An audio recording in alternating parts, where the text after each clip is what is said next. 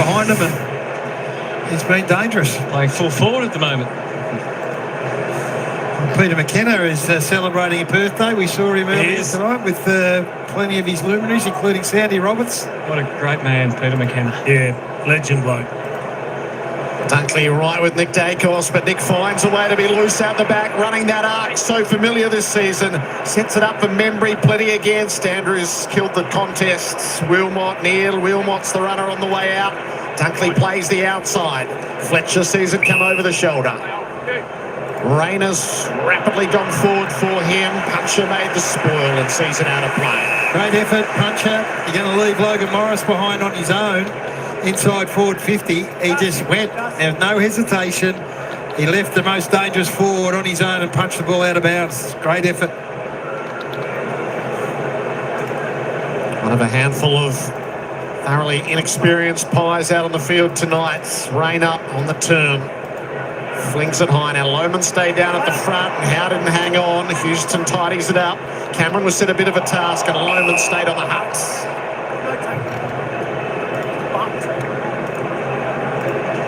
Four Magpies, 10 games or under.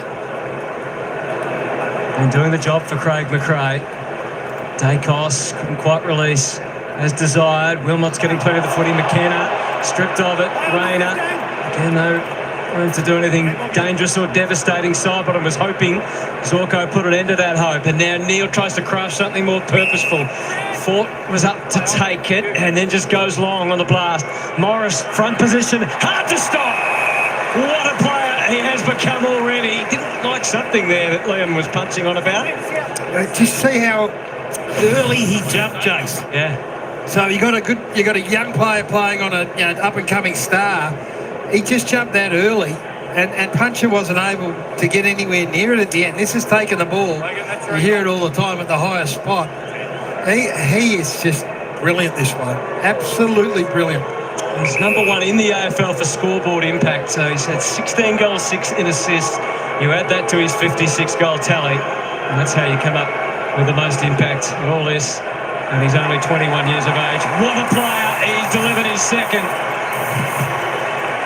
And answered the Collingwood goal already in this second term. He's just a natural footballer, Logan Morris. He's going to be, I think, a dominant forward for many, many years in this competition. And it's the Coles goal. They needed to answer quickly to Collingwood kicking the first one of the quarter. But I love how comfortable he is playing in front. He just attacks the ball. He reads it naturally. He's happy to put the pressure back on the defenders. He's not looking for a man. He's not looking for body there. He just knows he's got the long reach, front position. Good luck spoiling that. And just a little look of disdain going, please, give us a spell. He's 5 centimetres shorter than Puncher. Yeah, got long arms and a beautiful football. It'd be nearly your first pick, wouldn't it? You start from scratch. It'd nearly be first pick. I reckon they might be thinking that down in the Apple Isle. Yeah. Bailey gets to work in the middle. Fletcher off the wing's been prolific early, and Bailey again. Rayner just had to pause and wait for it, so the fluency lost for a moment. Toss it up, give Morris another leap across the front. He's first pick. He's a star. And again, Jason, he's in front. Yeah. And again, he jumps early. So how long does Craig McRae persist with the young man, Puncher, and Not long. does he make the change, Gaz? Yep. Jeremy Howe might get a tap on the shoulder in a minute, although he's got Charlie under control, so it might have to be Frampton to go back to him. But, gee whiz. He took Collingwood for 6 in this corresponding game late in last year's home and away season. This is to join a tie for 3rd in the Coleman alongside Jay Amos. And to extend the Lions' lead, Morris is kicking them beautifully. Will he be there on Tuesday night? Will he get his first All-Australian jacket? Well, he might just make, if he's not, he might be making it difficult right now. I think he has to be in a year where there really hasn't been, maybe other than Charlie, an absolute standout. So this is what makes Brisbane so scary. This is the 23, under 22, and you've got Ashcroft, you've got Morris, you've got it all over the ground. They can base their next generation on these young players. Yeah, and they're beautifully balanced. You've got defenders, you've got midfielders, and you've got key forwards. So this is against one of the best defences in the competition right now. 4th for scores conceded. They kicked 7 goals already, Jace. They are dangerous ahead of the ball. Scoring hasn't been a problem for them. We know defending has been a little bit of an issue, but they're coming good at the right time of the year. Frampton's gone to Morris now. Yeah, no surprise. 11 goals, 1 now over his last 3 weeks. Socket forward with menace too by Dunkley. He's out there again, Morris. Happy to feed it back to Rayner and then to Ashcroft. Had a little look, a little closer. Just bundled it up to the square. Didn't reach Lohman, but Houston just a little reckless with the hands, and that allowed Bailey an opportunity. He's pushed off 1, 2, 3. That was too many. Surely that had to be a whistle. Maybe it just fell out of the tackle rather than holding the ball. High ball from Crisp. The next line, of course. Back for a contest with even numbers, which Andrews tries to take control of. Came to a standstill. McCreary. He met the ball over the line. Oh, it has to be a throw. He handed him the ball. I reckon he was still in play. Just left-handed hands it to him. 18-point margin in the Lions' favour. Down for an 8th straight finals appearance. De Goey with Dunkley all over him this time. Allen. The pressure's been good, Brisbane. Plenty of heat when Collingwood get their hands on the balls. They're under the pump. Draper trying the soft drop. Allen got in the way. Long took a little bit of territory up the line. Andrews couldn't quite pull it in. Anderson, McStay, Collingwood numbers on the inside. Oh, it's back to McStay into a dead end. Held too long. This was a big ask from Lockie Schultz on Dan McStay. There's the hand pass as you get crunched by 2. Cop that. Has a look right to the teeth of goal. McStay, he set it up for Anderson, used the body. Membry was there to assist. Berry was the extra. And his kick, just a bit too strong for Answorth. A bit too low for Cameron. Answorth just cleared out the ruckman. Couldn't do a lot with it though. McStay gave it straight back. So the Lions, they won't get out of it. McCreary fashions a path. Josh Dacos has a rare fumble. Rayner able to release Will Ashcroft. Everyone's got the fumbles. Will play for the free kick and the umpire balks heavily. No advantage. Morris catching his 4th goal. Let's have a look at this. There was some contact, and Will made sure they saw it. Not a lot in it, according to the Collingwood fans watching the replay. The important part of that sentence was according to the Collingwood fans, I think, Jason. You can see why they were a little more than disgruntled. Dunkley takes it to half forward where Fletcher had more space than you would have expected, and he's delivered to Morris again. Oh, wow. This bloke has been working in there. Well, that's on Jeremy Howe on that occasion. He was trying to cut off the angle, make sure that he was leading deep into the pocket, but good early bullies. I don't know how long Fletcher was out there on his own for a slow ball. Should have been manned up, but wasn't. He's gone 6-1-3 in his last 3 encounters with Collingwood. Logan Morris already 3 goals tonight. This for a 4th. And counting! The Werribee wonder, Logan Morris, has 4 already. What a start. I know they were going to name the All-Australian squad on Tuesday of this week, just gone, and they reserved the right for a performance in the last game to maybe tilt it if it's in the balance. I don't know if he's in the balance. I'd have him in my side, but if he's in the balance, he's just tilting it back. He is as exciting a prospect. We talk about Nate Caddy and others that are going to maybe get there, hopefully. This bloke's played centre-half forward in 2 premierships already. He's 3rd in the Coleman medal, and he just turned 21. He's making Brownie look like he underachieved in his early years. He had great position, Jeremy Howe, defensively. He just didn't have the leg speed to go with Logan Morris. That's 59 for the season, behind only Curnow and Ben King, who is now in his sights. Neal combines with Rayner. Wilmot had to get it off quickly and did. Dunkley one way, Chris the other.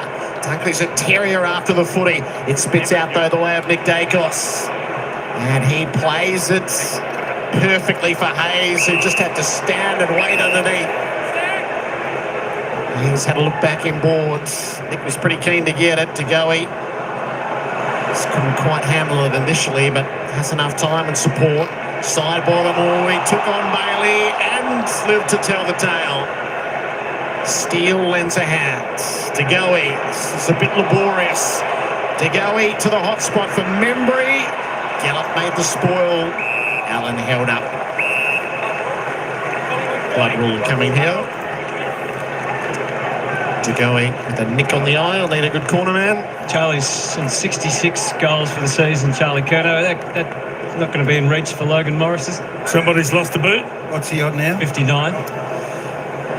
No, it would be beyond him, even him, the way he's going at the moment. So Jordan DeGoey comes off. He had that massive first quarter where he had the 15 possessions. He's up to 19 right now. He's had 6 score involvements, so he deserves to take a bit of a spell. But they're under the pump here. They've given up 3 in a row, and all goals to that man Morris. And they've come in quick succession. Very used to that sort of contact. So what they are doing well, Collingwood, they haven't scored. I think they've scored once from the back half. Everything's been a front half game. So if they can keep it down here, that's going to aid them.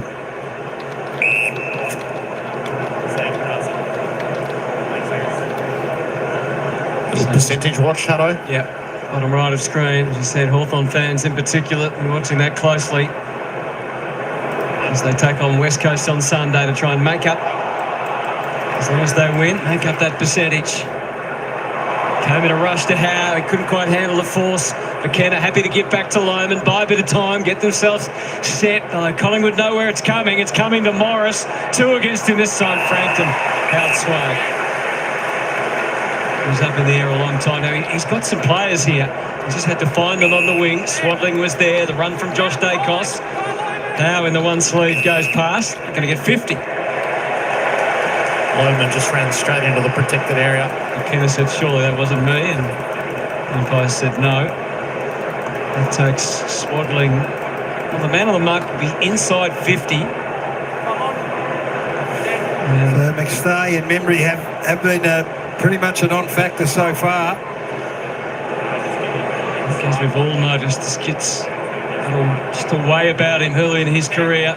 Pick 37, looks like a steal right now. 29 disposals last week. The rising star sends it, pulls it, and he comes off hands and goes over the line.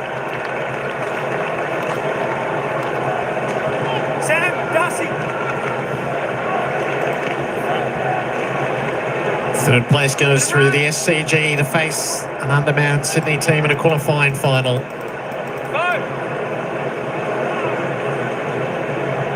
Draper and Cameron. Anderson getting busy underneath. Smothers, so Wilmot has to either hold it up or be quick with the release. He chooses to hold it up. There's lots of blocking and lots of trying to create some spaces. He haven't really hit it at pace anyone yet. 3 goals to 1 the Lions way in this turn. Cameron was trying to get one back on Draper. Everyone up with the fists. McCreary. Josh Dacos charged down by Will Ashcroft. And he worked it well to Allen, has runners inboard. Fletcher, the most prominent of them, can go on a line-breaking run. Use Lohman, Hipwood's out wide. Lohman's just going to outrun Puncher himself. Got the shepherd from McKenna, was a beauty. Kick to no one in particular. Collingwood have their numbers back. Side bottom nose, had to get out of a tight spot, always has done. Howe uses steal and the Maggies hold up. That was tight too, wasn't it? He just had no one to kick the footy, so he had to keep running then. Morris off the ground for a rest at the moment. Swaddling rather overly ambitious with the kick. Gallop got that and shoots away with a high ball. Lohman can't get a run at it. Howe and Puncher, they have to go a second time. Hipwood waiting for it, Bailey, in case Rayner can release the hands. So this forward half game's holding up so well for Brisbane. They're doing all their scoring from front half, so this is a danger period here for Collingwood. Lohman leaks back towards the top of the goal square. McRae tapping it down to Allen. Rayner was ready. Bailey at the back. Sam and Dan. Sounds like a 2-piece acoustic band on a Sunday night. Quick snap from Sam to the top of the goal square. Hipwood! Poor old Puncher. Oh, he's been moved onto Eric. Punch drunk. Yeah. Gee, they're winning a lot of key one-on-one battles, aren't they, the Lions? Front half, Jason. Yeah. Everything's coming from front half, from stoppage or from turnover. Yep. Get it in there and they're likely to score. And this is, as I said, this is a defence that doesn't give up scores who are potentially about to give up their 9th goal inside the first half. Great work from Draper to get his own clearance at the stoppage and get the ball forward. Lions have been number 1 in the last month for offensive one-on-one contest. That has continued tonight. Eric Hipwood, we've talked already about the September selection squeeze, so putting his best foot forward is critical. And that's 4 in a row for the Lions. And the margin's quickly blown out to 30 points. Well, so Harvey Norman, as Logan Morris, he's just got too many goals. He needs a rest. So Puncher, who's had his hands full, and this front half game continues to hold them up, and Draper has a say by grabbing the ball out of the ruck, looked at Dan McStone, said get out of the road, and Big Eric goes back.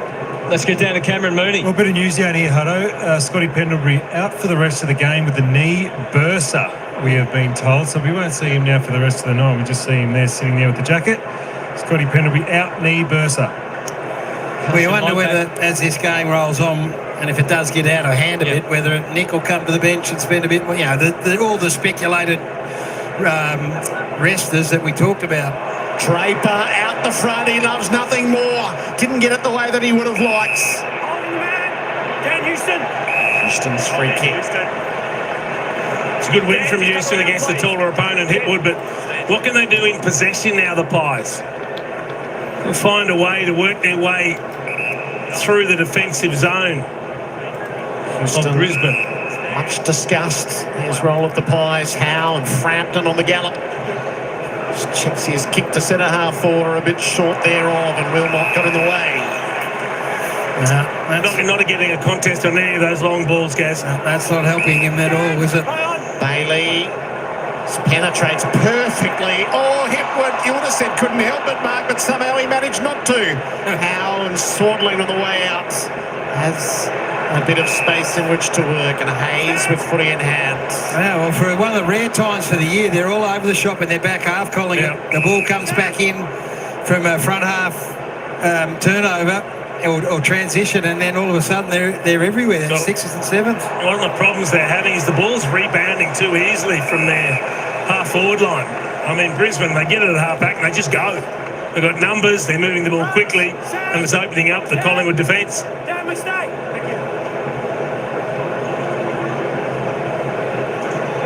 Stay working overtime in the ruck for now. Draper, wasn't sure where it had gone towards Nick Dacos, but Neil there to represent the Lions. Draper, mismatch in size with Hayes, the rapid fight kick, Long handled it well. Anderson didn't have that luxury. Back up for grabs. Ashcroft wiped away, Steele busy. Matched by Wilmot, has to go a second time. Dacos, he saw the flash of those fluorescent green boots of Swaddling, who's able to feed it back through Long, and now to Josh. Dacos wants to go ahead by hand, but the foot will work perfectly, and Schultz able to stand the ground and take the mark. He's keen to lay another one off, but it's a really big kick this from Lachie Schultz. They haven't had too many good looks. They haven't had the contest. The ball's been rebounding very quickly, spending a lot of time down the other end. And this is right on his limit too. That 50-metre kick that just tests him. You could see that as soon as he got the mark, couldn't you? That he was looking around. He was scouting. 24 goals, 18 in his 20 games this season. Has been quite so far tonight. Just the 3 disposals. Didn't score a goal, but he laid 9 tackles last week. Part of his all-round game. Right now, that just felt like it was beyond his capabilities. And Draper, he knows his role when he's back in defence. You've got to celebrate the spoils. That's the edict, isn't it, as a Brisbane Lion? Well, we don't see that the Magpies just get dominated like we have in the last 10 or 15 minutes. Zorko, a rifle shot, didn't quite work. Frampton down to Schultz on the turn. He's played it well for West. And one of the forwards now gets a proper look. But what we also don't see is that they don't turn it up. A rare error from Dane Zorko with the ball in hand. Yeah, so they don't turn it up. They keep their head in the contest, and they're really honest footy side. They've got their work cut out right now, but they'll take the chances when they present. It's Charlie West's first touch of the night. Remember, he's had a couple. So the key forward's not a factor. Just pull it back on the scoreboard a little. West takes his moments and does the job. Well, they needed some reward for effort. They finally get it. I did love the effort of Billy Frampton. So it was an ordinary kick from Zorko as we look at McStay getting some treatment on the bench now. I mean, the kick was a little bit off the side of the boot from Zorko, but it still went to a 2-on-1 in favour of the Lions. And it's Frampton that gets in between and goes with the double fist to get it back going Collingwood's way. And then Lachie Schultz able to pick up the loose ball and find West. So he had a couple of moments, West. I don't know if he... I don't know, I actually have to check to see how much time he spent on Andrews, but whether he was trying to do that defensive role, which a lot of players have, but that's a big ask for a young man that's trying to find his way. So you probably just free him up and say, go and chase the footy and get after it. He's got Andrews again now, or Andrews has got him. He's shown he can take a mark, that's for sure, over the last month. Dacos dynamic. Just has to bide his time and wait for something to materialise, and that something was Jack Crisp. Wasn't perfect, but now there's the delivery. Deep again, they engage Weston Andrews. Andrews' fierce Gardner comes crashing through. Schultz is there or thereabouts, just about in the choker hole. The thing about with Nick, when he gets the footy, the Collingwood boys will continue to run and present, even when they think they're no chance, because he'll get it to them. And Chris just kept running, and all of a sudden the footy finds its way to him. Bailey, danger not cleared. Harrison, more than competitive. Gallop versus Membry. Lohman at half-back. Crisp couldn't restrain him fully. Schultz with the slapping motion out of the reach of him as he goes in after it again. Lohman, Rayner sends side bottom away. What a kick to Charlie Cameron. Off you go, Charlie. Off to the races. You can give to Lowe. That was the last-minute decision of Morris, and he's misfired as well. You can't help but laugh. No, he's not laughing. We get a score review. The ball travel on the behind side. No score. Thank you. Markov Score review. from. Umpire score is out on the full. Please confirm. So Logan Morris knows. He knows he just should have given that straight away, Charlie. And Charlie was thinking goal. He wasn't thinking Logan Morris.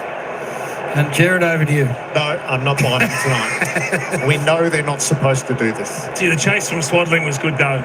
Yeah, guys, yeah. Review complete. Looking at these angles, there is insufficient evidence to determine which side of the post the ball crosses the line on. Decision on the scoreboard. You're supposed to make the call. Sorry. You're bitten there, Jared. They do that just for you. A little bit of Charlie, he's thinking, I've only had the 3 touches. I've got to line up with a goal here. And the team thing to do was to get it over to Logan Morris straight away. So they've burned a couple of chances, haven't they? The Hipwood drop mark. And that which looked a certain goal. Gallop tellingly into the pack. Berry ran out of space. So this is Swaddling chasing Cameron.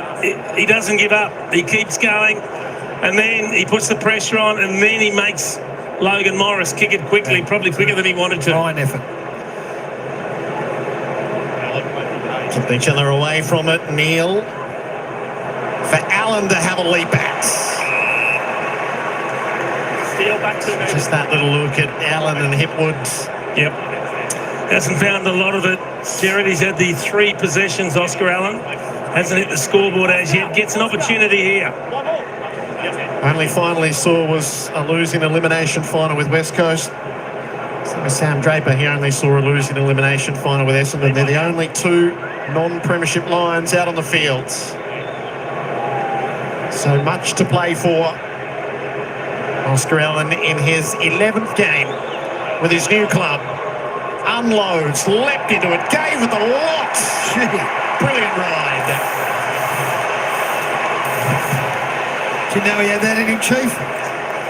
What's the difference, isn't it? We saw Lachie Schultz at one end, unable to make the distance from 50, and then from just outside 50, Oscar Allen makes that distance comfortably. Good clearance win again, quick ball forward, Allen playing in front. But that is a supreme finish. 10 goals, that's a leg. 10 goals and a half against this Collingwood defence, albeit it's undermanned, but it's stood up in recent weeks. But I think this is the most impressive part of what this Brisbane Lions side's all about, is their capacity to score ahead of the footy. We know their midfield's great. The defence has been much better in recent times, but forward of the ball, look out. Real natural reaction too, wasn't it, from his teammates of joy. He struck that well. Extends the lead again. To around the 5-goal mark. Neil hit the mark with the soccer kick. Gets it inside towards Hipwood, looking to dish. Rayner quickly into his work. Capable of getting it all the way into the pocket to Oscar again. Oh, didn't quite happen. At ground level. That was right over the top of him. Swaddling just demanding his way through all. He's run a long way. Forced to bounce. Hunted down, but released to Chris. So they were just dodging and weaving and hoping, and to go, he put the brakes on unexpectedly, but to good effect. And now Harrison has the MCC wing to himself. Looks to link up with Long, and then back again to Harvey. On the fly, softened the kick, and guess who's marked inside 50? Anderson. McStay and West waiting in the goal square, making overtures, but it's his 4th mark inside forward 50 for the half. Already with 2 goals, that is his PB so far. But he'd get a 3rd before half-time. He's got a bit to do. He wasn't quite capable of doing that work.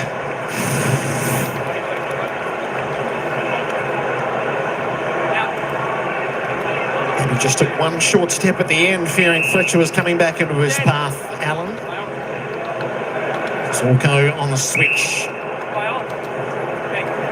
West uses Answorth to the journeyman in this Lions defence. Berry. This feels like a Brisbane game, doesn't it? They're just controlling the flow of the football at the moment. Levi Ashcroft, it had to be perfect.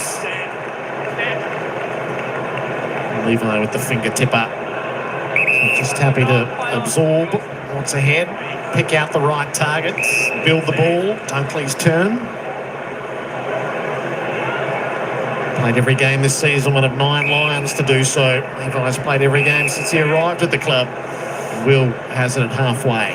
They're on track, 47 uncontested marks. We know 90 is the number. They have a very high win percentage when they get over 90 uncontested marks. We'll take a contest. Swaddling with Charlie closing on the side bottom. Frampton had to get it away in a hurry. How was the outlet? And he spies DeGoey. He threaded that so well, and DeGoey gets on the move. He uses Membry, sets it up. West against a couple. And Gardner always had the telling fist.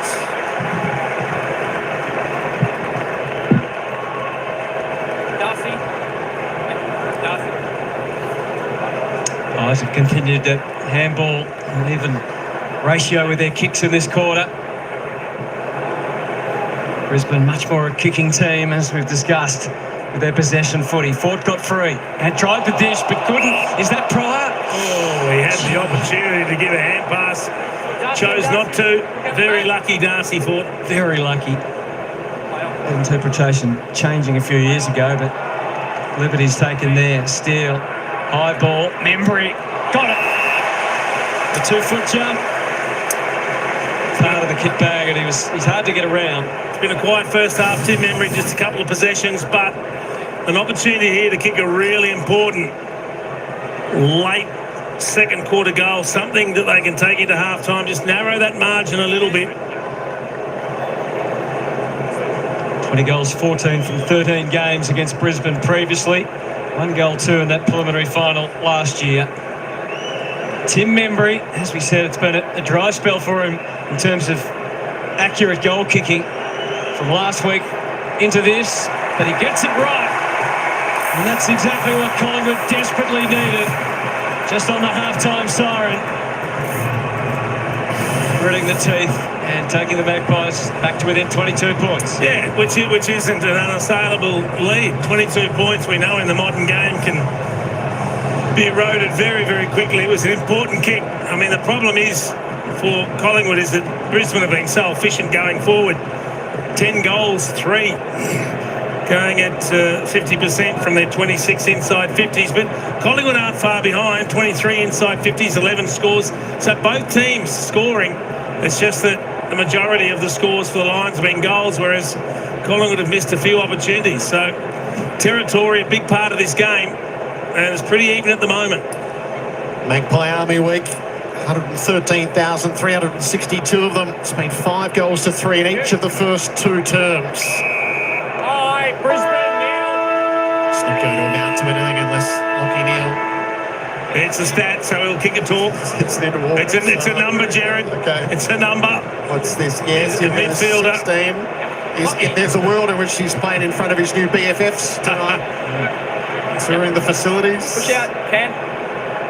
So take the kick. Very respectable. Time about it. In a couple of weeks when they come for the NFL, that'd look all right. Billy Frampton into it in the aftermath with Darcy Fords.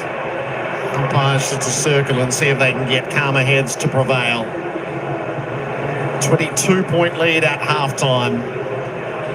Save it for the real stuff. Not terribly many. I don't think anyone's leaving an interview to go and join into that one. Jace? Nothing too serious. Impressive Brisbane though. Impressive this first half. We're seeing a lot of signs that led them to 2 premierships over the last couple of seasons. They are coming good at the business end of the year, building momentum and looking ominous in the top 4. Cam Mooney's done what plenty of forwards haven't been able to do. He's rounded up Dane Zorko. Thank you, Hutto. Well, Zorks, I was just saying you wanted to get on that little scrap. You said no, not anymore. Maybe a couple of years ago. I don't think I've got the energy for that anymore, but yeah, no, I don't know what happened. It's all right. What did you think about that first half? Second quarter, you really got control of the game? Yeah, a little bit. We probably want centre bounce a little bit more. You get territory, you know, you set up the ground, you're able to score. So that was probably the difference compared to the first quarter. I thought we just turned it over the trampoline zone and our retain release is pretty average. So invited them. They're a good team. They're going to make you pay. I love your reaction when Oscar Allen kicked that goal. Is it pretty important that he gets up and about? Yeah, I think so. He's missed a lot of footy, and I don't think people realise that. So, yeah, any little wins he can get along the way, I think's only going to benefit the team. And he's fit so well into our group. I mean, he's an incredible human being, brings a lot of energy, and he looks like he's on tonight. Oh, mate, the boys waiting for you. Good luck, bro. Not bad, is he, for a 37-year-old Dane Zorko? And this Lions team is not bad, eyeing off third spot, which they have at the moment possession of. Half-time, plenty of great sport, of course, continuing, and suddenly the second test between Australia and Bangladesh in Mackay. And it's fair to say the Aussies have a bit to prove. All right, there we go. All right, back later. Paul, good stuff. Enjoy if you're going to have something to eat or something like that. Hey, Music King. Hey, G, what's going on? There we go. 10-3-63. Half-time here. The MCG, the Brisbane Lions, the Magpies, leading the Magpies 6-5-41. 22 points of margin. I tell you what, folks. I tell you what, there were a couple of bad decisions by the umpire, but so far it's been reasonably well umpired. I'll give them that. And I think, you know what? I think the Magpies will be quite happy where they sit at the moment, just 22 points behind. The Brisbane Lions dominated a bit of that quarter. I tell you what, they're getting some run off their back line, transitioning the ball super fast. And, of course, they're winning a lot more of their one-on-ones down forward. And, of course, it shows you just here in this section of the game when Logan Morris went to town. He kicked 1, he kicked 2, he kicked 3. He kicked 4. And then Eric Hipwood, poor old punter, I think, caught the brunt of those. He was beaten in those one-on-ones, but that's all right. Went goal for goal there. And, of course, luckily, Memory kicked that goal for the Pies just before the siren. Just 22 points the margin. We're usually in for a close game here between these two clubs. I think we might just get that. Of course, Scotty Pendlebury off the game and off the ground and out of the game for the rest of the game with a something with his knee, but hopefully he'll be up and running for the first week of the finals in the wild card. I tell you what, Brisbane, I tell you what, they do come good at the right end of the season, and they are looking good. Look, if there's a real challenger at the moment, Brisbane could be that one to Freo. We're going to have to wait and see what the others do, but there we go. We'll have a little bit of a look at the stats and then the ladder, and we'll see where the teams sit on the ladder. We'll have a look at who else plays this week, and then of course how the finals are going to pan out. Just looking at the goal scorers, of course, Logan Morris, I think he got 6 last time. He's got 4 straight goals. He's got his kick and boot on for the Brisbane Lions. Connor McKenna, he's got 2 there for the Lions. Eric Hipwood, Sam Draper, Will Ashcroft, Oscar Allen, all singles there for the Brizzy Lions. Of course, for the Magpies, Angus Anderson, the only multiple, he's got 2. Charlie West, Tim Membry, Nick Dacos, the Brownlow medalist, and Edward Allen, all singles, of course, Brownlow medalist 2026 coming up. Looking at the ball magnets out on the ground. There we go. Jordan Ngoe having a pretty good game there for the Maggies. 21 disposals, 4 clear of Sam Swaddling, the only one in 20. 6 kicks, 15 handballs. Said 4 marks, 4 clearances. Jordan Ngoe. Sam Swaddling, he's had 17 touches. Nick Dacos, there we go, looking for a big second half out of him, although he's had 16 and he's kicked a goal, 4 clearances. We want to see a little bit more damaging stuff. Look, if, as the commentator said, if this game does get out of hand, will they bench him and look after him?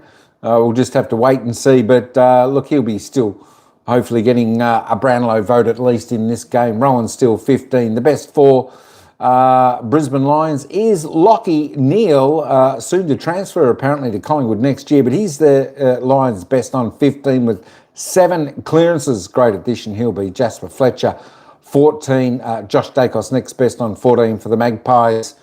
There we go. We'll come back to the rest in just a moment. I think the commentators are going to come back, give us a little bit of analysis on the opening half. Doesn't have the feel of a usual Collingwood game. I wouldn't say the atmosphere is electric here, boys. The game's, it's an interesting game. You just feel like Collingwood's trying to manage their players through the game. That's a little bit how it looks. Brisbane obviously come to really play, but obviously Collingwood is still in the game, as the scoreboard suggests. Yeah, they've had their moments, haven't they, Brisbane, and look really powerful. But you're right, Brownie. I think Collingwood are in this right up to their neck. It's just how much are they going to capitalise on the opportunity that they've got. I think overall there's been mistakes from both sides, but I think Brisbane, especially in that second quarter, were just better at cleaning up those mistakes, which meant that they were able to keep progressing further down the field. But as we'll go through, both game styles, both DNA is on display. It's just Collingwood got their way in the first quarter. Brisbane were able to wrestle that back and then gain a bit of momentum off the back of that. For Rinai, who's running hot? No one's running hotter than Logan Morris. I'd pay good money and go anywhere in the country to watch this bloke play. That's how much I'm impressed by him. He kicks the first goal of the game from a centre bounce, but it wasn't that one. It was the 3-goal burst in the second quarter where a young puncher who's been pretty good just really got an understanding of the difference between good players and potentially great. Yeah, he saw Frampton for a little bit of that time too, guys, but we just marvelled up here where we've watched the game at just his athleticism and the way he covers the ground and the timing, the way he's got at the football. Jumps early. He jumps early, but what I've loved is he's identified that he's right on top, but he's played accordingly. So he's played really deep. He's only been targeted inside 50 5 times, so Hipwood 3 and Allen 3 as well. So it's not like they're going to him at every occasion, but he's just so smart with where he runs and makes the most of his opportunities, and he's kicked the 4 goals. Seen some big gun forwards for the Brisbane Lions. I got one sitting next to me. You would have been pretty happy watching this young fella develop. Great to watch. The Harvey Norman highlights, there was plenty of them. Conor McKenna, he went to Josh Dacos. He had a job with Josh Dacos, and by the end of the first quarter, Josh Dacos had a job trying to curtail it. Guys, if I had a camera on my head or on our heads, boys, we're the best view in the house. This was unbelievable. There was no daylight. There was no daylight, guys. I'm not sure how Sharon fits. Nearly got stuck there. Nearly got stuck. You're spot on. And then it spun back around the other way as soon as it was through the goals. What a magnificent. This is what we got. Look at that. There you go. There's our camera view. He's been magnificent as that defensive type forward the last few weeks for the Lions. It's become a really important part of what they do. There's lots of things they're getting right. They've got him to go to the best defensive small, and it's working. You mentioned the front half package pre-game, Tommy, and it's turned out that way. It's been they didn't score from the back half for about a quarter and a bit. Yeah, some of their numbers have been insane in terms of their front half game. So 9 forward half intercepts. They've kicked the 45 points from that forward half game. So really, we also talked about their kick mark from the defensive back half of the ground, but it's the forward half game that has been absolutely on show. Their pressures, which they're not really known for as a really, really high pressured side, but they've bought it. I think it's been great. Yeah, it has. And last week, that was a hallmark of their game last week. So they've they've clearly identified this as an area that they want to improve and certainly bought that the last couple of weeks. And it's been led by the forwards, but as you can see there, by Gallup, the defenders as well behind the ball, the way they've positioned themselves. They're really aggressive with the ball, Collingwood too. I don't know whether it was something they were trying in that first quarter, but they're taking kicks that I haven't seen them take.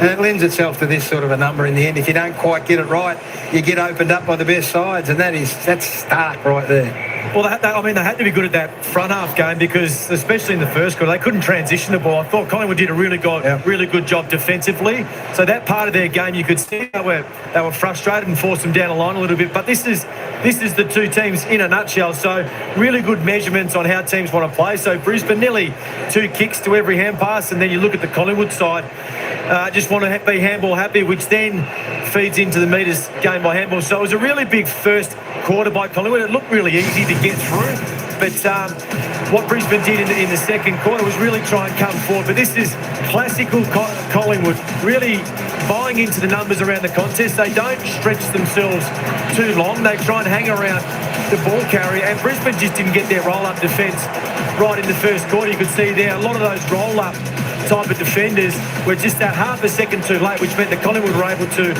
transition the ball. And you're right, they took a few risks through the corridor. The go, he was really good. He was involved in terms of run and carry, but this isn't pretty stuff. But just that 1-2 extra handball meant that they had options going forward. They probably should have kicked another couple of goals in that first quarter. Yeah, what I sort of liken this to is we've seen Collingwood get to a stage where there's 20 minutes to go and they're 3 goals down, and they just go, no, we're going. And this is the style of play that I recognise in that first quarter a bit. They bought it early in the piece. Maybe it was just, a nothing to lose kind of game. So let's see if we can see what it looks like if we start being aggressive at the start of a game. And they got through a couple of occasions. And De Goey Brownie was outstanding from that point of view. He'd been down. He just had a really quiet sort of, by his own standards, month. And he just burst out of the ball. Yeah, he was. He's fantastic. 21 disposed, 7 scoring involvements, 4 clearances, including 3 centre bounce clearances. I think that's the area we want to focus on. He's done a lot more centre bounces tonight than's been usual over the last few weeks. So just priming up your big gun, coming into September, absolutely. And look, at the end of the day, if they're going to win a wild card game, guys, this bloke needs to be firing in the centre square next week, and tonight's a perfect hit-out for that. Yeah, so they're getting through okay. So we come into the game and we're wondering whether or not they're going to rest players, and they say no. So De Goey gets really important game time under his belt and good footy under his belt. Yeah. And Nick, he's going beautifully. And then Pendlebury, who started the game, I thought he was fantastic early in the piece, has come off the ground with an injury, and they'll be conservative with him. Let's go down to the boundary with our man Johnny Ralph. Ralphie, what's the latest on Scotty Pendlebury? So, Gary, Scott Pendlebury probably has 7 days to recover from some knee inflammation for what is expected to be a Friday wildcard final. As you say, this is a club that is very much being cautious. The exact diagnosis is a knee bursa issue. So the bursa are those fluid-filled sacs which normally reduce the inflammation around a knee. In this case, there is some tendonitis there effectively. It does come on a night when Scott Pendlebury's president in Barry Cup guaranteed him, if he wants to play on next year, we will have a contract for him. Gold Coast believes that they are very much seriously being considered by Pendlebury. Essendon is another club in the race, but according to Carp tonight, Scott has the right to make whatever determination in the interest of him and his family at the appropriate time. We will absolutely respect it. So we do have a old-fashioned race against time for a final for, let's face it, the AFL's oldest player. Good on you, Alfie. Appreciate that. For industry super funds, what are we looking forward to in the second half? Brisbane flex. They have to. Collingwood's going to be managing their players in the second half. We already said that in the first half. With the minutes on the bench from their big-name players, Brisbane got a lot to play for. They got third on the ladder to play for, and potentially a softened-up Sydney. So that's a big one for Brisbane in the second half. They've got to get the job done around the ball. Good minds think alike, Brownie. I completely agree. So they'll be keeping an eye, or the Hawks will be on the result tonight, but they're going to need a 50, 60-point margin to comfortably sew up that position that they want. So I think they'll continue to play that front half game, and stoppages is where they need to be strong. I think Oscar Allen needs to play his way into this team. I really do. We spoke about the big... Hipwood or Allen? At the moment, it's Hipwood. Yeah. So Oscar Allen, if he really wants to cement himself in this team, he needs to have a big second half, I think. Keep an eye on Will Ashcroft too. He's measuring himself against Nick Dacos every single time he plays, and there are some great moments there. Hey, the Jamison Irish Whiskey, boys, it's in action tonight. It's been taken over the Ponsford stage, proud partners at Collingwood. I've got a couple of cameramen there. No ad-lib. These fans get access to the best seats in the house, and of course Jamison dry and lime cans, Jamison whiskey cocktails in hand throughout the match. Mate, our soundies are in there. Did you see that? You're watching Friday. All right, there we go. 5 minutes before this bounce of the ball for the second half here. Let's just head back to the stats. We got down to Josh Dacos on 14. Cam Rayner, Zach Bailey for the Lions, both on 13 touches. Wilmot on 12, Zorko on 11. We'll just roll on down a little bit more. Still side bottom there for the Maggies, just a 9 touches, 1 clearance. Logan Morris, as I said, got his kick and boot on there for the Lions. I tell you what, he's winning some one-on-ones. He's causing some headaches for the Maggies down back there. 9 disposals, 6 kicks, 3 handballs, 4 straight goals there for Logan Morris, doing really well. Let's keep on going down there, see who else we've got. Kyle Loman then, just the 6 touches, 1 behind. Lockie Schultz, just the 5 touches. Hasn't troubled the scoreboard as yet, as we keep on going down. Sam Draper, 4 touches, 4 kicks, 1 goal. He's at 13 hit-outs, couple clearances. Darcy Fort, 12 hit-outs there for the Lions. Just have a quick look at the team stats. There we go. Magpies actually in front on disposal count. They're plus 13 there. Inside forward 50s, the Lions are plus 4. Collingwood have had 11 scoring shots for their 23 inside forward 50s. The Lions 27 inside forward 50s for their 13. But both teams' disposal efficiency pretty good there. Efficiency inside 50, both teams are pretty high there, 56, 59. Only 4 free kicks there. The umpires aren't really paying them tonight. There we go, 4 each. That's the lowest I think I've seen the free kick count. A total of 8 for the match. There we go. Lions winning the hit-outs plus 4. The clearances plus 2. The centre clearances dead even, 8 apiece. It's just plus 2 in the stoppage clearances to the line. Contested, fiercely contested game there. 60-58 plus 2 to the Magpies. Want to head down and have a look at the tackles though. Marks inside forward 50s. Both teams getting their opportunity, both at 9 each. But I tell you what, the Lions do look a little bit more dangerous when they're going inside forward 50. Tackle count. Magpies on target to go above their season average as the Lions plus 1. But the Lions, well, they're not really a tackling side, are they? There we go. They use their speed and their run, but 9-4 inside forward 50 tackles. Magpies in front there. Just having a look at the season ladder where it sits at the moment. Collingwood sitting 8th. Western Bulldogs and Carlton still yet to play. Brisbane, there we go, sitting 3rd. They're only a couple of percent above Hawthorn. So if we have a look at the at the games still to play over the weekend, of course, for Hawthorn, they'll be watching this. Brisbane really need, as I said, to win this by 60 odd points. Hawthorn do play West Coast Eagles on Sunday, so it all could come down to the percent on who's going to get that 3rd spot. They're all trying to gather for 3rd because, a 3rd will play Sydney Swans 2nd. And, of course, they're all saying Sydney's a little bit soft losing their key players, but don't underestimate Sydney, whatever you do. That could be the downfall if they do that, but all chasing 3rd because I think 4th position will have to go over to Freo and play the informed team of the competition in the first week of the finals. So there we go. Brisbane certainly need a win. And Hawthorn need a win too, just to stay in the top 4 to get that double chance. Melbourne will be licking their lips if they happen to lose. And of course, if Hawthorn and Melbourne happen to lose, which pretty hard to see because Melbourne do play the Western Bulldogs, another interesting game. Geelong will be hot on their hammer to chase that 4th spot if Hawthorn and Melbourne win. So Brisbane have got a lot on the line tonight. I tell you what, if Brisbane end up losing this game, well, Melbourne and Hawthorn are a chance to go above them, put Brisbane out of the top 4, but Melbourne would have to win by a big margin to get up over the Western Bulldogs to do that. So a lot to play for them. Collingwood, however, if they win this game, they'll go 56 points. They'll still be under Adelaide. If they lose this game and the other 2 teams win, Collingwood will be 9th on the ladder. If the Western Bulldogs lose, Carlton win, There we go. Carlton will jump there. So you would imagine Collingwood will still play either Western Bulldogs or Carlton, and you would assume that would be at the MCG in the wild card round. We're only a minute away there. So the wild card rounds, as you saw, of course, the wild card finals, 7th play 10th and 8th will verse 9th. 7th play 10th and 8th 9th. So if we have a look again, looks like, well, it could be Adelaide if the teams in the top 6 all win. It depends on Adelaide and Geelong. I think Geelong do play Richmond, I think. Let me just double check that. Geelong play Richmond, so I'm sure the Cats will win by a big margin. And of course, Adelaide, they play GWS Giants, who are in a little bit of form, but Adelaide are going really well.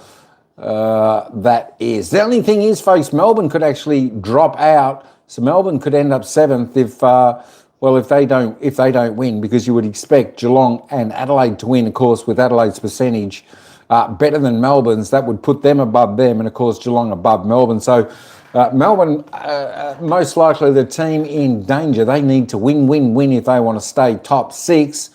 If not, they're a big chance to end up running 7th, and they could possibly play Carlton in that game, and then it could be Collingwood Western Bulldogs in the wild card round. But there we go. Tell you what, we've got some fascinating games. Oh, anyway, let's head back down to the action. The bouncers, the ball's been bounced. We're in the third quarter. Schultz has just taken a mark 40 metres out, straight in front for the Magpies. He's going to have a shot on goal. Towards goal, but pointing to the space that he wanted the ball to go into. Great tackle from Jordan De Goey. He was lucky to get the hand pass out. And then Nick Dacos just waited for him to hit the lead back up. He's waiting, he's looking, he's waiting, then pops it into the space. He's running that quick, he nearly ran into it with his head. Well, he's out there, Nick. He's going to create plenty. It is a matter of capitalising. This is a little closer and more, you would think, within the comfort zone of Lockie Schultz. Oh, is that marked on the line? It is by West. It's a horrible kick from Lockie Schultz. He hasn't made the distance from 45 metres. Tight back here. Tight. Yep. Time on. Right around. So West has had one kick for one goal. Needs to think his way through this. Take his time. Keep your composure. Back a long way. He has gone back further than he meant to or needed to. Oh, boy. You don't need to go back that far. No. And it makes a big difference, doesn't it, on the angle? He also could have run further out because there was no pressure coming, but it's a horrible miss from Lockie Schultz from 40, 45 out directly in front. You've got to be better. Barry, that's not a great kick. Dunkley was able to trap it, had to give quickly. Lohmann hasn't been as active as usual. Barry, he created the problem in the first place. They're still not out of it, the Lions. Dunkley, Zorko out the front, Hipwood, Bailey, Dunkley right under the kick. Collingwood are well set down the line. Cameron stands underneath, ended up dropping the mark, but had plenty of support. Howe, Allen, sleight of hands, away to Crisp. He's kicked to the outnumber though, and the groans are up straight away. West made a contest, but Gallup, who has the extra number in, finds Hipwood on the outside. There's enough on the kick. Eric with the mark, waited for the right time to link up with Berry, who keeps on coming. Guides for McKenna. Loman's deep. Cameron's starting into the pocket. Frampton's trying to protect too, and Cameron wasn't protected at all. What about the Conor McKenna dart? Love the Irish players. And the little celebration too. He really liked that one, guy. Yeah, he just swung the boot at it and jammed it down the throat of Charlie. Charlie's got some freedom to swing here around the corner. He's had a fantastic year. He has been so consistent. No one has kicked more games with multiple goals than Charlie Cameron this year.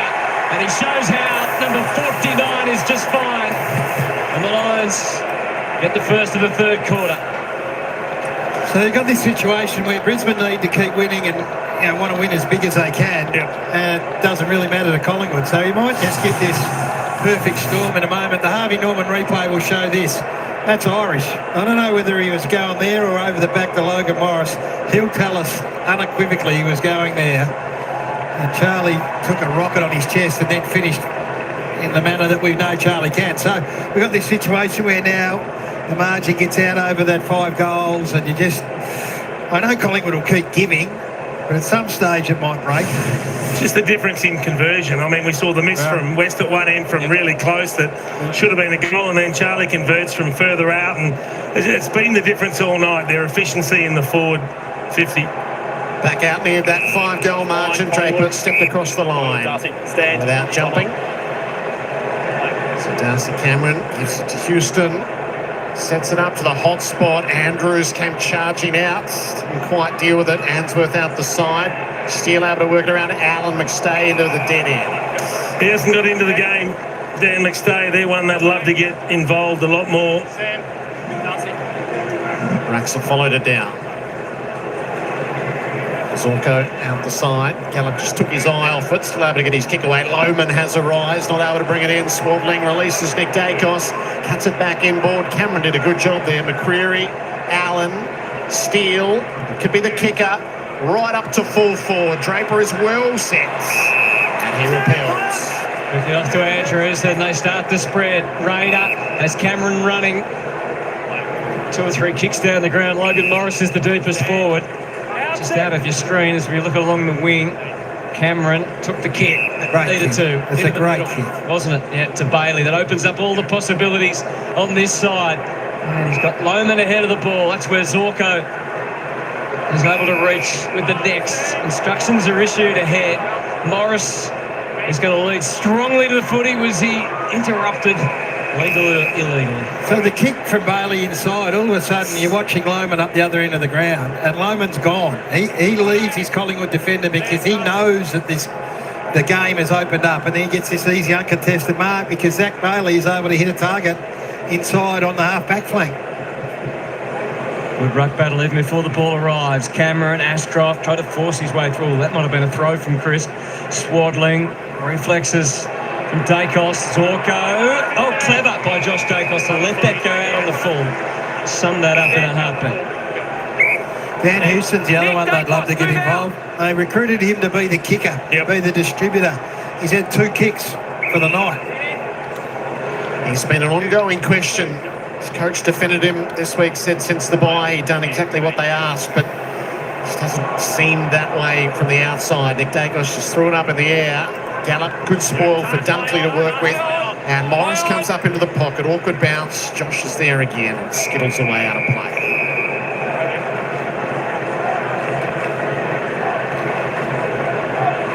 Some big dates ahead. You would think next Friday night, the first wildcard game in AFL history, Collingwood themselves would fill it out. The other half of the billing, a few possibilities. Draper up to full forwards. McKenna's been busy in everything, not this time. Houston, clever little knock on to give Steele a go. Tidied up by Allen, stolen by Charlie. He lays it up into the pocket. A well-weighted ball for Hipwood. Clever from Cameron, isn't it? He read the hand pass that was coming, but then the little chip on the left foot, good vision to find Hipwood. It looks like he's going to go round the corner on the right foot from quite a long way out. We'll need to make perfect contact. Confidence level, Jason? 0. That's a bit harsh. Wow. Tonight a final series last year. They found the rupture in the ACL after the penultimate round of the season. Hipwood hits it hard and low and narrow. When we talk about the forward half game and front half game that Tommy Hawkins talked about again at half time, that's what we're talking about. There's a Charlie Cameron comes forward at the right time, puts pressure on or anticipates, intercepts or wins the ball back, and they get another shot at goal. Those numbers at half time were dramatic. The other thing that's happened with Collingwood, Gaz, is that aggressive ball movement we saw in the first quarter, first half dried up. Swaddling has to go long down the line. That'll work. To Cameron to go. It was the instant give. Here we go. He had nothing. Cupboard was bare, so it makes it Allen's issue. Dacos, they're in the face. Front half game. Well, they wanted to get back in the corridor, but there were about 10 Brisbane players there. There was no way through. The only problem was they got there too quickly with the pressure, so it wasn't holding the ball. Instead, it's thrown up. Rosie for their rucks, and then Dacos keeps his bearings. Well done, Leicester. In the Cameron direction, just a subtle little nudge. So Charlie didn't think it was subtle, but it works for Houston. To Swaddling, who's become pivotal to a lot of what the Magpies do already. Embry looking to move it quickly and give the forwards a decisive chance. He sat up on the kick and Drew shoots out. Gives the hand pass to Swaddling. Not clear of the pressure. De Goey, they need one more. Gary just slices it up to full forward. West is outnumbered and fourth. So Draper the last time and fourth this time at the top of the square. The Lions ruckman doing the business. Become hard work. Yeah, forward of the ball for the Pies. Just there, no composure with the footy. Over to Neil, strokes it in the Morris direction at half. Oh, Eric's on his own. Someone's lost him. Look at Eric, he's got the full 50 to himself. Hipwood can stride into goal. He won't miss this one, Jason. They might have just about broken them here. 2 goals for Eric. He wants his place in September again. Well, they did. Your call was spot on. They just lost him. They had this overlap where the defenders always push up to the next, to the most dangerous, and they expect someone to swing in behind and grab your man. And you just see Frampton, he leads. So Frampton, that's what they do. So he leads Morris. And Puncher comes across, but all of a sudden no one's got Hipwood deep. So you've got to put yourself in Collingwood's mind, and this is why I think it's so difficult right now. They're sitting there going, well, if we bust our backside and get our nose back in front and win by a point, what's it mean? It means we're going to be back here on Friday night playing for our life, and even if we don't, we're going to be back here Friday night playing for our life. That's it. That was the trick to tonight the whole way through. Levi Ashcroft wins the clearance. Bailey tried to ease Houston underneath. It still ended up with it. Ineffective with a hand pass. Lohman stood his ground, fed it out to Hipwood, who worked it to the outside. McKenna's been in everything. This was going to be a bit more straightforward, made it a bit more complicated, and still kicked the goal. That's 3 for Connor McKenna. 40 points is one of our thresholds. There are Hawthorn fans on the couch just moving a little uneasily from side to side right now. No, they've turned it off, Jared. They're not moving uneasily. The floodgates are about to open. They're just dominating this game. The pressure that they put on when the ball's there to be won, and they're winning all the key 50-50 balls. When it's in dispute, it's Brisbane that come out with it. Look at the numbers. And we spoke about composure at the other end that Collingwood haven't had. Well, there, Colin McKenna just says, well, I can have a bounce, prop, get back on my right foot, my natural foot, and screw it through. So we showed you these in the pre-match, as relevant now as it can be. So what happens if the Lions win by 80 points, Jared? Yes, all them they can probably not worry too much about it. Cameron, the second go at it, couldn't control it. Berry thought he was going to be paid the mark, had to think again. Chris put the boot in, and that's what the Lions are doing now. So Collingwood have to dig and fend for their lives. McCreary does that with a plot that leaves it behind. And then Berry. Neil, good handiwork.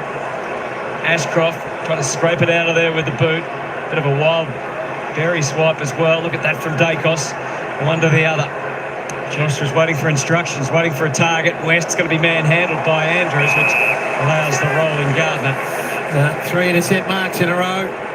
So Connor McKenna, he got set the task on Josh Dacos. He's kicked 3 goals already. That's a career high, 3 goals for Connor McKenna. Cameron always had that in his sights. You'd think they're thinking about Nick now, surely, and thinking about next weekend, wouldn't you? When do the votes get given in the game by the umpires, do you think? They'd be excessive at this stage, and we're in speed reading on Brownlow night by now. I know no one will even notice whether he polls in this game. Still Sidebottom drawing applause every time he has the footy from the faithful. A bit of interference in that pack. Cameron, stand. So Darcy's ball. Not a whole lot of movement up ahead, so keep it shallow. So Houston might conjure.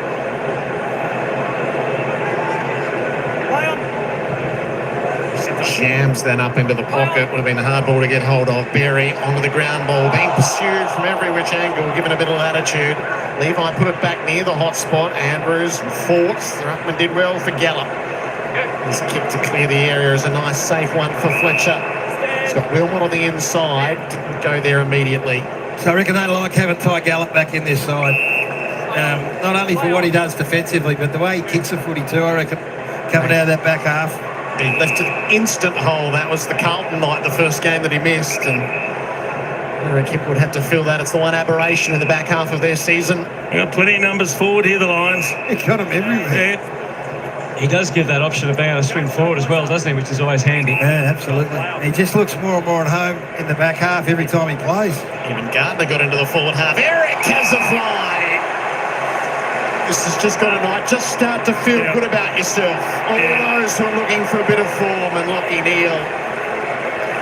And that disciplined defensive structure of the Pies is starting to break down. They're getting caught out regularly, and they're just starting to pick their way through with consummate ease, the Lions, and that's just a mismatch. The kick sat on the head of side bottom is absolute fodder for Eric Hipwood. You called it. You look up and that there was 3 options they could have gone to in the end. They were all out and all 3. Might this be a moment where both sets of fans cheer for a goal? Lachie Neale misses.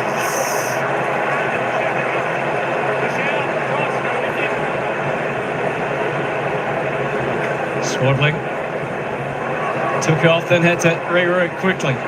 Back to the members' side and to Josh Dacos. Oh dear.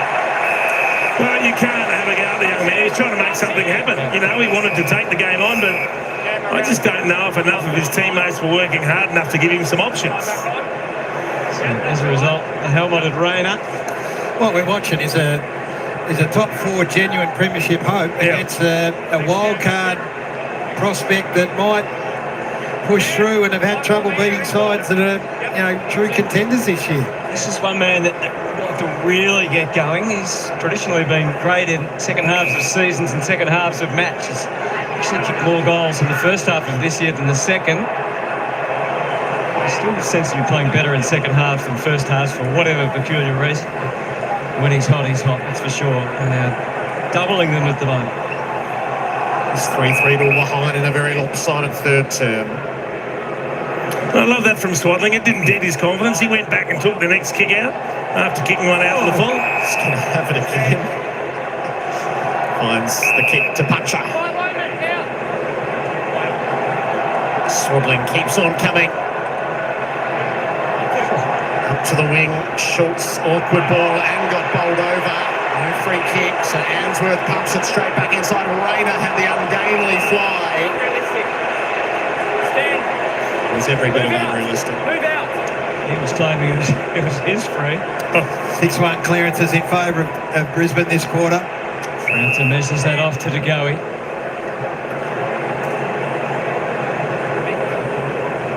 Search far and wide to find Houston. Rowney did say at half-time down there that it had a completely different feel about it from a crowd point of view. Link up with DeGoey. Membry has to follow up, surrounded by Lions again. Answorth, the necessary little push to go. There's 2 Lions that are hurt. Harris Andrews is one of them. The free kick has been picked out of the meantime. It's Gallup and Andrews just off the ball there. That's when you hold your breath here.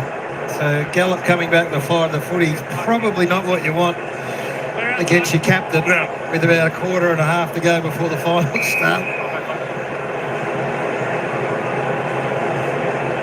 We've seen already that this sort of distance is too much of a test for Schultz, so he hands it off to Houston, and with a blast from his past, he puts it through. He has started to find a few goals of late, Dan Houston. That's part of what he needs to bring. I reckon he's had the ball 4 times, Lachie Schultz, where he's been 45 out and just had no confidence to make the distance kicking for goal. It does make you wonder. Is he carrying an injury? He can't kick over a jam tin tonight.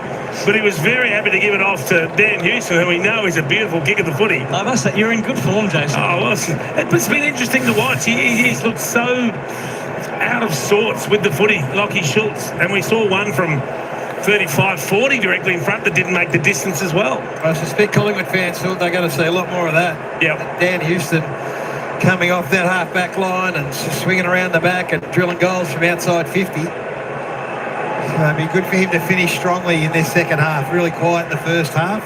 6 goals, 13 for the season. Draper couldn't quite combine with Neale. Cameron got in the way, but Will Ashcroft with a 1-2 touch. Draper had a fumble, still got it going. So one way or another, the Lions inside 50.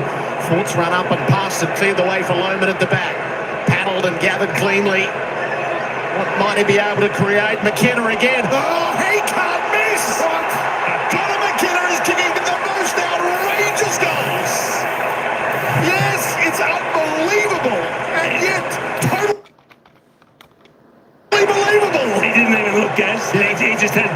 That's Croke Park.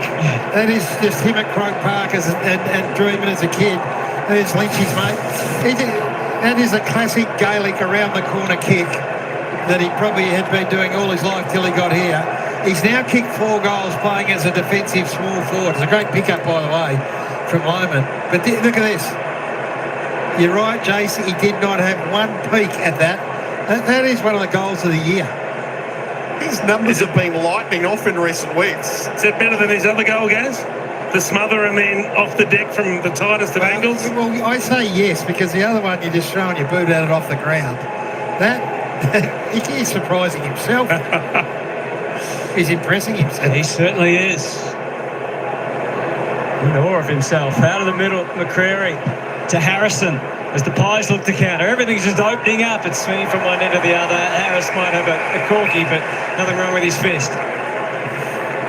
They celebrate as they do, the Lions defenders. There's great unity amongst them.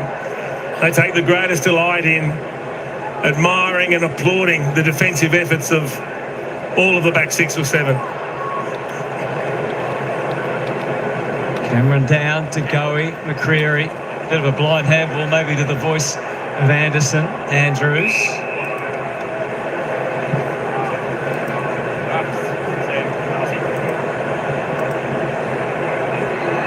Draper. Neil so swiftly onto it, open up the possibilities for Morris on the turn. Just had to wait a beat or two. Neil keeps on running, pulls the kick instead, able to locate Will Ashcroft along the wing here. Short to McKenna.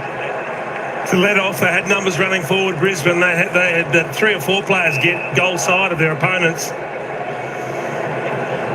Join the extra focus, I fancy. Oh, Morris was up early, fought.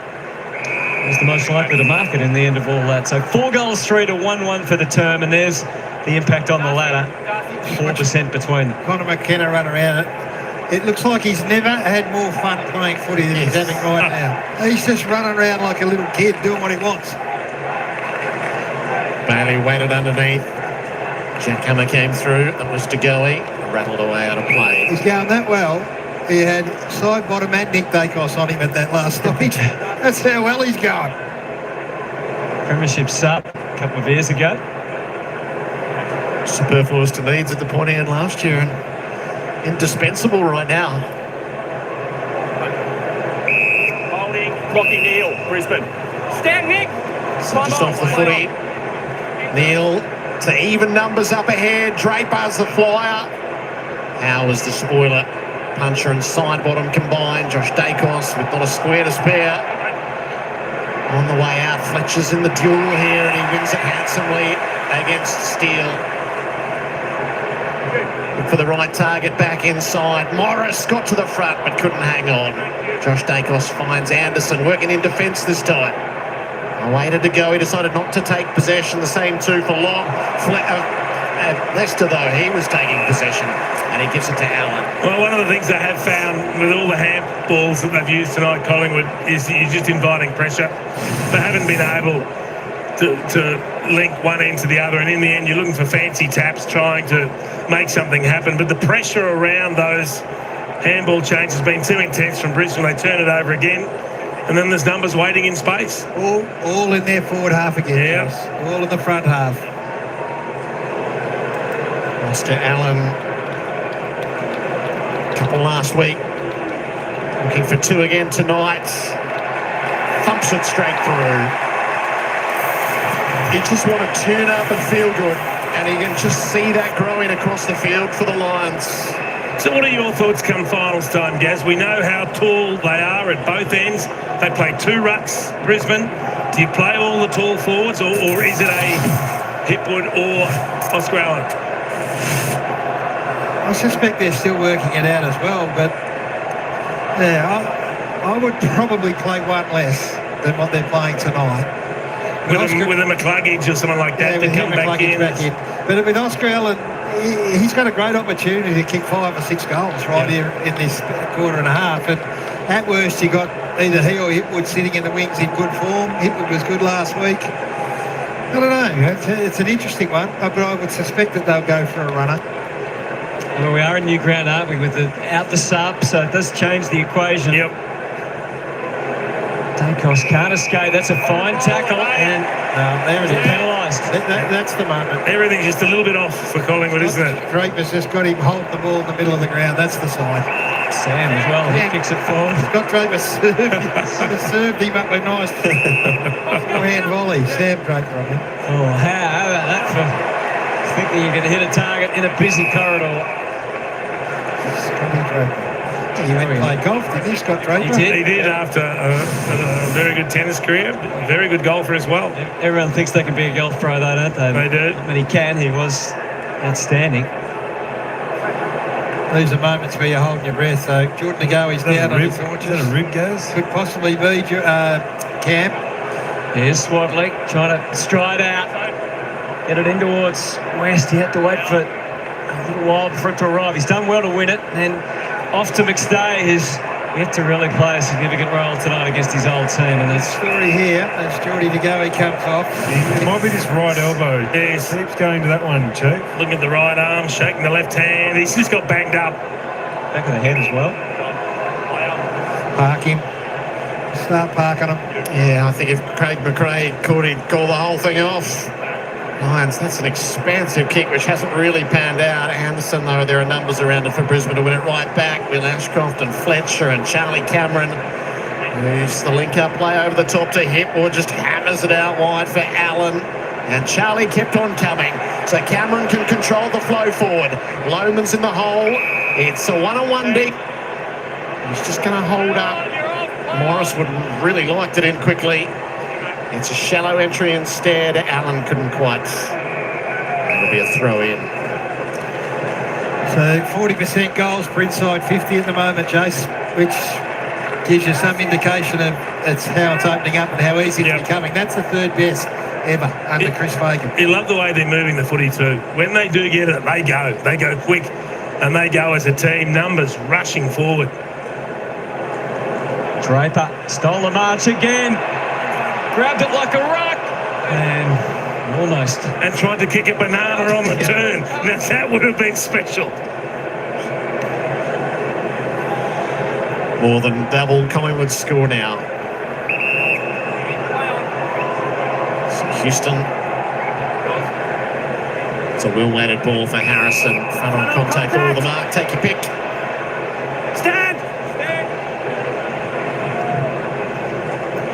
Bottom went by on the outside. Their defensive setup's been impressive tonight, Brisbane. There's just been no easy transition for Collingwood.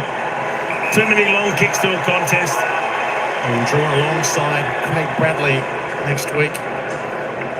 All-time goal kicking. McStay had a fly. Hipwood underneath. In the defensive half, and Zorko's got Allen out on his own. Couldn't quite trap it. So out of play. So Sidebottom's got Craig Bradley with one more game.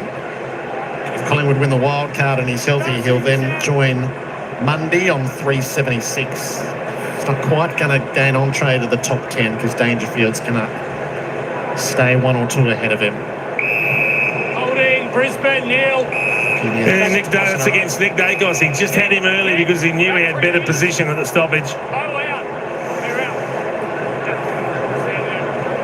Dacos would love to have Lachie Neale by his side at those skirmishes next year. Up into the pocket. Allen has a fly, but Rayner across the front kept it under control.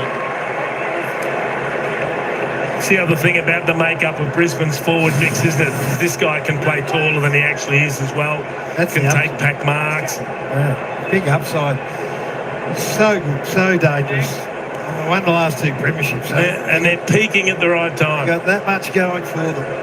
Dacos comes to the bench again, so we'll see whether I suspect his night's not done. Cam Rayner missed his previous shot. He's got this one on a great line to curl in. It's a 6-goal term for the Lions. They have broken it well and truly.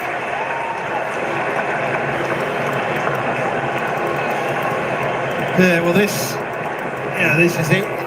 Not in keeping with what this Collingwood defence has been capable of throughout the course of the year, but it's just everything's opened up right now. The whole floodgate's open. The desire to push your body to the absolute limit doesn't make any sense. I don't say that too often.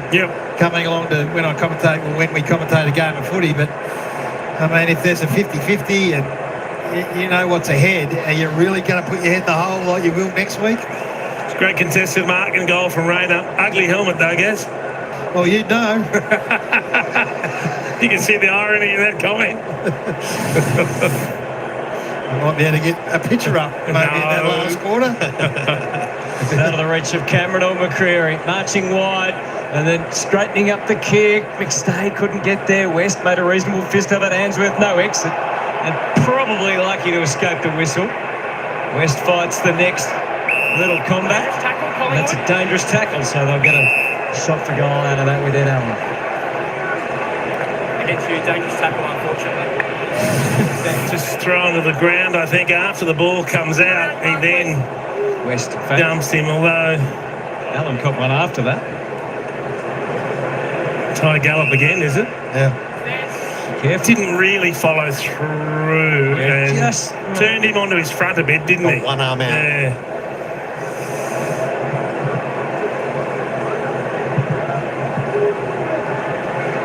So back to West. Kicked a nice goal early. Could easily have had two. Now he has. Set that on a path that it barely deviates from. And they have got quite a bit out of the back half of this season in terms of young personnel, and Charlie West is certainly thriving on the opportunity. Yeah, he's not finding a lot of the footy, but he is a beautiful kick at the football. See a couple of beautiful set shot conversions here. Look, Ty Gallup's come back into the side after a 3-week suspension. He wants to be aggressive. He wants to lock down his spot for the finals. You can see what he's doing. He does half let him go and turn him onto his front a bit as he throws him, and he does have that left arm to brace it, doesn't he? I think the left arm's a saviour. Yeah, that's what the tribunal asks, that you, even at the last possible moment, fulfil your duty of care by releasing the arm. And you can see he's taken the right arm off him as well. He should be okay. Yeah.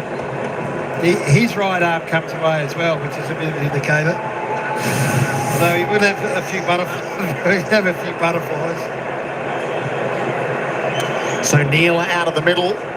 Just drops it in short of the intended target, Allen. Steele gets there with Houston. Oh, it didn't reach Josh Dacos. And it's gathered by Fletcher, who plays it out in front of Morris. Kicked away from it by Frampton. Rayner's coming through with an eye toward the goal. He's going to take him all on, drop the footy, get it back, give it up, lose the duel. And Steele finds Hayes on the way out. Hawks fans will still be riding each and every goal at this stage. And they're capable of potentially a massive win, aren't they, on Sunday? Draper decided not to take the intercept mark. Made the spoil to the boundary instead. It's probably one at this stage of the game, and up on the wing, you'd love to see him just clamp that, take the mark and turn it straight back into attack. 6-2, third term in the Lions' favour.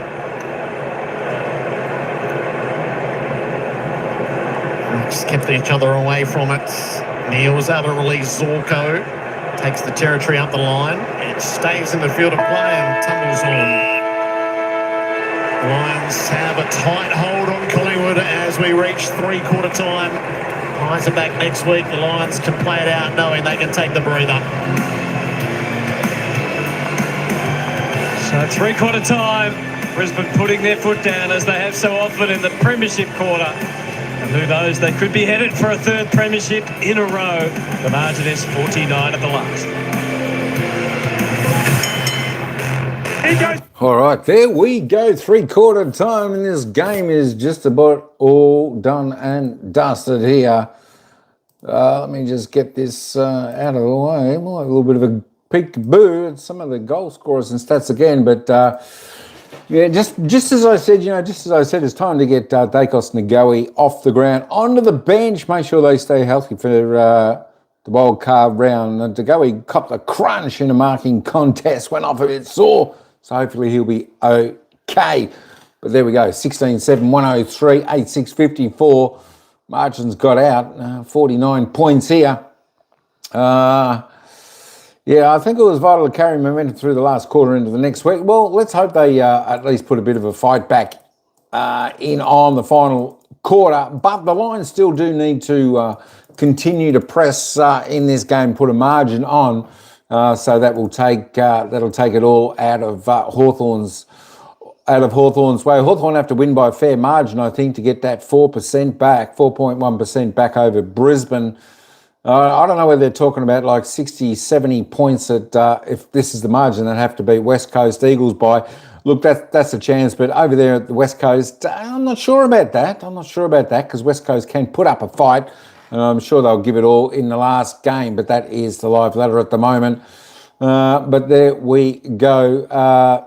Brisbane just about sealed top 4 spot. I think the other option is, look, Melbourne, I don't think they'll win by that margin, 10%, but I know Hawthorn were looking for 3rd so they could play Sydney, but still top 4 is pretty good. Hey, let's have a look at the goal scorers now.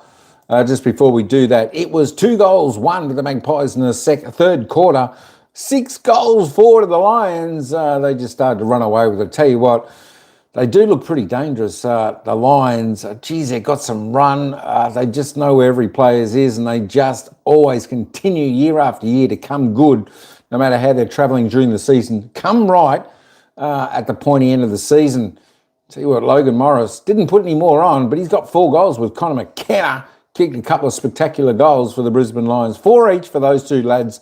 Eric Hipwood's got 2, Oscar Allen 2, Rainer Draper, Charlie Cameron, Will Ashcroft singles for the Magpies. Charlie West, Angus Anderson, their multiples with 2 each. Membry, Dan Houston got 1, Dacos got 1, that's Nick. Ed Allen's got 1. Let's just have a look at the disposal getters out on the ground. Sam Swaddling has come up to equal Jordan Goey on top disposal getter on 27. Nick Dacos 3rd on 25. That's all right. Look, I'm not sure whether Nick will get a poll of vote in this game, so I'd be pretty well giving him and Jordan Goey probably not too many minutes in this final quarter. 25. Lockie Neal having a great game there for the Lions. 24 touches. Geez, he's had 14 clearances.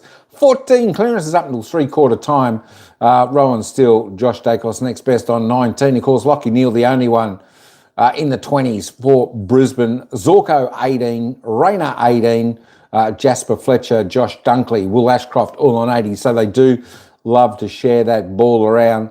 I'll just roll this down here just in case you want to pause it and have a little bit of a look, or afterwards on the replay you can do that. There we go. Let's just roll down the team stats. I'll just roll down these quickly because we're going to get 35-42 inside forward 50s. Brisbane have had 7 more, but I tell you what, they've definitely done damaging. Hey, that's a surprise. There we go. We're going to have to throw a party. I don't know how that's possible. The Collingwood have got 11 free kicks to 7. Still the umpires just not paying them against Brisbane where they should be. There we go. Centre clearances, the Lions, they're +4, +8 in the centre clearances. Magpies still ahead on the contested by 6. +7 to the uncontested. The marking department, Lions well and truly on top there. They're getting on top inside forward 50 marks there, 16-11. They just seem to be creating a lot more space and have a lot more freedom in their forward 50, does the Brisbane Lions. Defensive, the tackles, still low for the Lions. There we go, 47-31, +16 to the Maggies. Doing a lot more chasing in this game there. Lions breaking a few of the tackles there, but 13-6 inside forward 50s to the Magpies. All right, that's enough of me jibber-jabbering. Let's get back down to the action for the final quarter between the Lions and the Magpies, where it's the Lions leading by a big 49 points. Can they stretch it? Can the Magpies pull a little bit back? Well, the Magpies really haven't got much to... They don't really need to exert themselves in this game, but the Lions certainly do. All right, let's head back down to the final quarter there. And the umpires are about to bounce the ball. 49 points the margin at 3/4 time. Here we go. It did conjure up. Oh, no. Where are you going, Gary? I didn't ask for it. You opened the door. You better hope we don't see a stretcher out on the ground. I'll tell you right now, my friend.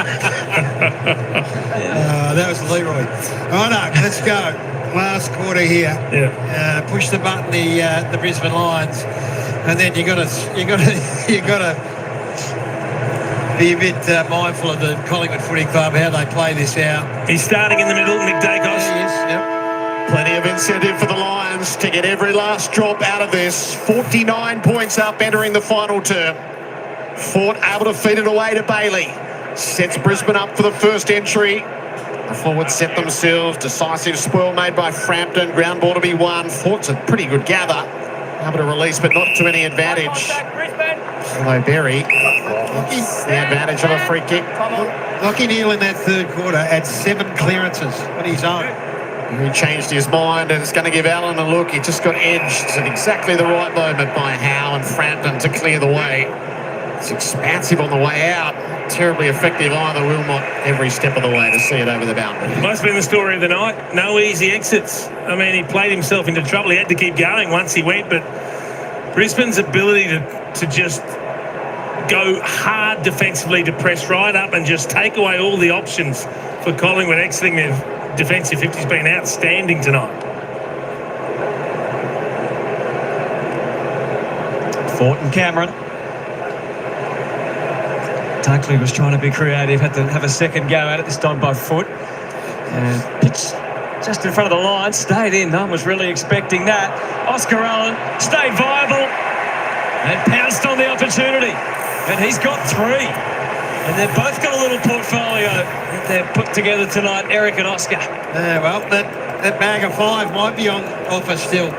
So really important last quarter for him. He's just starting to show, and you start in the contest, and sometimes the ball just dribbles back to you. So Jack Chris went to Lachie Neale. He had the 7 clearances in the third quarter. It's the equal second best ever for a Brisbane line player. And there's Oscar Allen just wandering in from the boundary. Ball sits there, picks up, kicks a goal. You have some nights where you cannot buy one. Not the sort of defensive efforts we're used to seeing from Collingwood, is it? It's not. Kicked 3 twice previously this year as a Lion. One of the other times was against Collingwood. 3 for Allen, 2 for Hipwood, 4 for Morris, 4 for McKenna. Back in the middle, Bailey's able to win it away. Squirted the kick forward. Charlie Cameron trying to get out the front. Has support on the inside from Neale. Checks up his kick, and Morris will get a look at his 5th. So he's had Frampton, he had Puncher, and then Frampton came back. Jeremy Howe, I don't think Jeremy Howe ever went to him, but he tried to cover him at one stage. Where's he sitting on the Coleman medal race right now, boys? He's 3rd. He'll draw alongside Ben King if this goes through. Logan Morris, best year of his career. Trying to tick it over to 60 goals, and he has. It's a great season, 60 goals, and he's just getting stronger and better as he matures. A young man with a couple of premierships under his belt who just enjoys his footy. He's got a natural forward craft. He reads the play beautifully. He's a great athlete, good mark. It's a beautiful kick of the foot. He's got a hell of a lot going for him and a long career ahead. So Lachie Neale's just slowly and quietly putting together some sort of game. 25 touches, 16 contested, and 13 clearances. 7 of those came in the third quarter alone. So talk about Brownlow medal night. It's not going to be Nick. 3 votes. We suspect he's not going to need them. But man, that's pretty familiar with it all is Lachie Neale, and he's on his way again. Just having a chat to the physio down below. PB of 7 against the Suns, of course. He's kicked 6 previously against Collingwood. He does get out there again. He can build on that. Bailey's building and constructing out of the middle. Ashcroft to Dunkley. Just checks the kick for Rayner.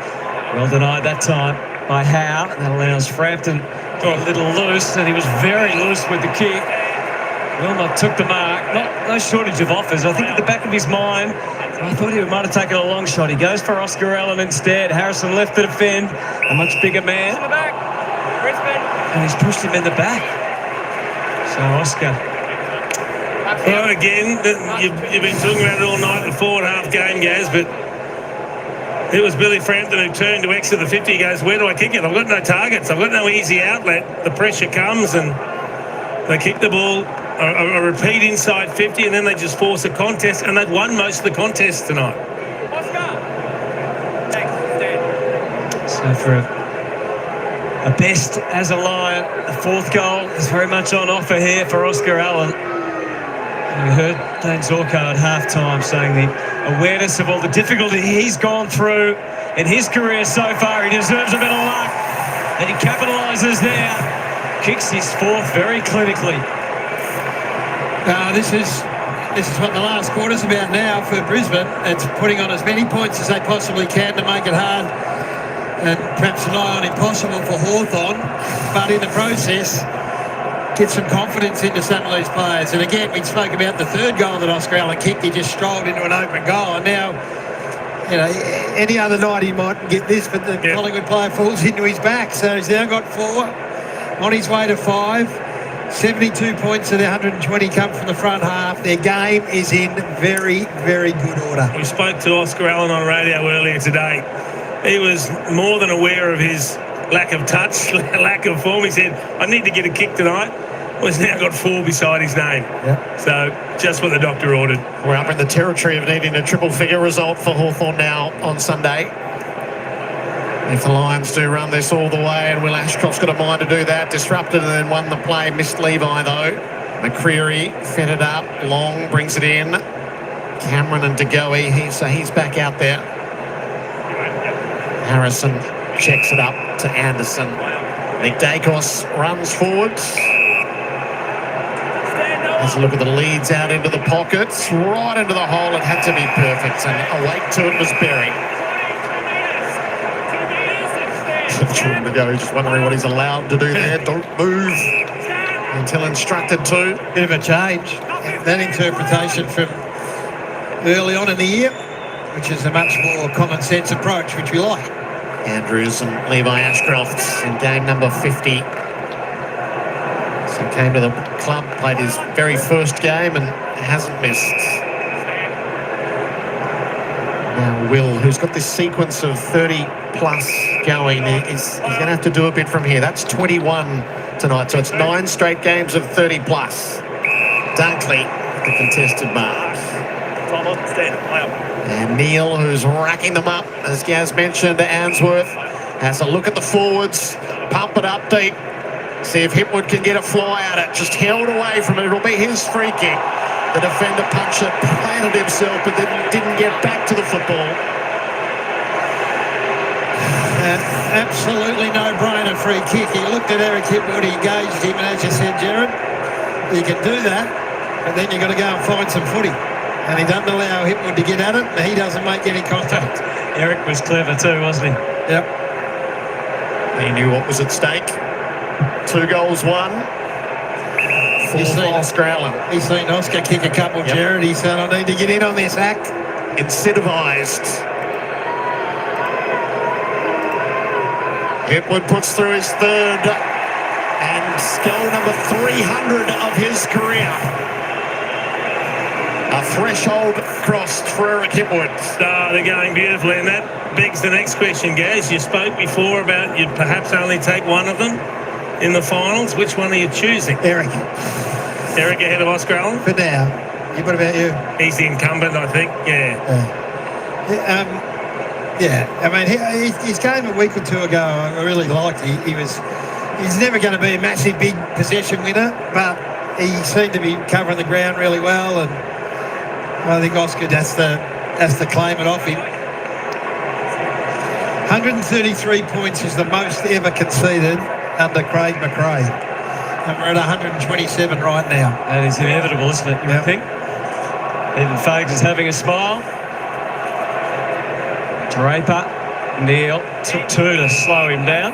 And this is, I mean, you boys have been talking about it all night. I mean, there's the reason in the bottom right of the corner, right of the picture. Yeah.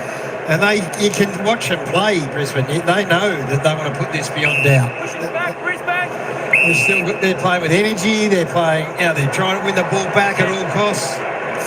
They've got the opportunity to run up a really big score here. We're at 127 points now, and there's still 13 and a half minutes left on the clock. They can push from to go, so Berry engineers Eric's opportunity. That was Gilt edge too. Dunkley shoots it out. Fletcher, a rare opportunity to have a shot for goal. It's that sort of night. He's probably excused for taking that. Could have had a snap on his left himself. Dunkley chose to fire the hand pass out.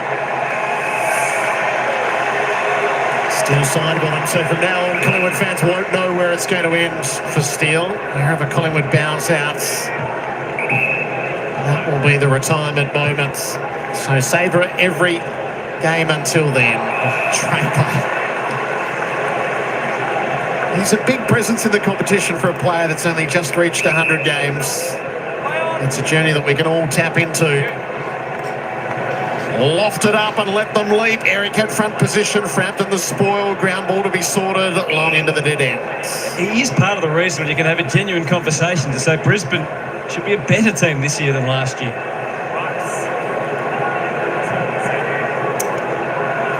Plants himself, knocks it goal side. Frampton was there tending, but he's given it away. Lohman searching for a bit of assistance. Gardner's got himself forward. Berry taken the moment he got hold of it. Hunger's always the question, isn't it? It has been, and that is why 3 in a row is such an unbelievably difficult thing to do. And you got natural improvement from their young group as well. You showed that earlier in the piece. Nice like from Eric. All those 20 and 21-year-olds, they're not at their best just yet. Will Ashcroft's not at his best. Logan Morris ain't at his best. Darcy Wilmot's not at his best.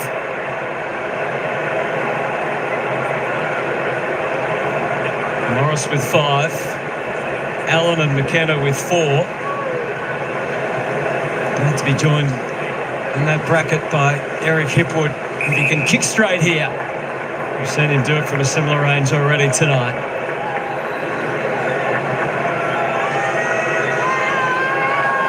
It's become a case of trying to fill your boots at the MCG, and Eric couldn't then. It's a 5-point percentage buffer. Side bottom. Hammers it up the line. Collingwood have barely been beyond halfway in this term. Draper couldn't get a whole lot on it. Chris swoops through. Maggie's break out the front. McStay's got the run on the outside of West. It's 3-on-3 up inside the 50. Wilmot was well placed. Side bottom got taken up. It's DeGoey got taken unfairly. Look at a shot at goal. That's been a bad performance, Jordan DeGoey. 28 possessions, has been up at 29. We know he had 15 in the first term. A little quieter after that, but he's got 5 clearances, 8 score involvements to his name. Gets an opportunity to kick a goal. They've been hard to come by for the Pies, particularly in the second half. First time since 2018 that he's played 21 games in a season. If he fronts up next week, it'll be the most that he's managed. And he's been terrific right throughout the year, Jordan DeGoey. And that is one against it, tight.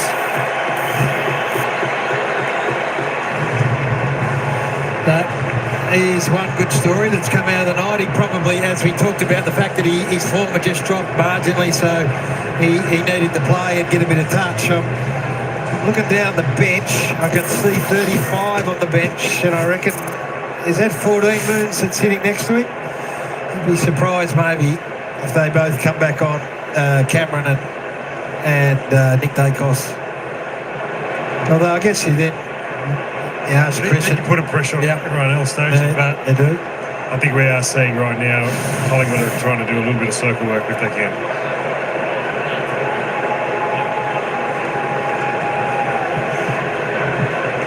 Had your time again, would you have rested him? I would think so. Allen going forward. At pace, got it back from McCreary and a wobbly number. Oh, nicely taken by West. Just snapped it up and then snapped it through.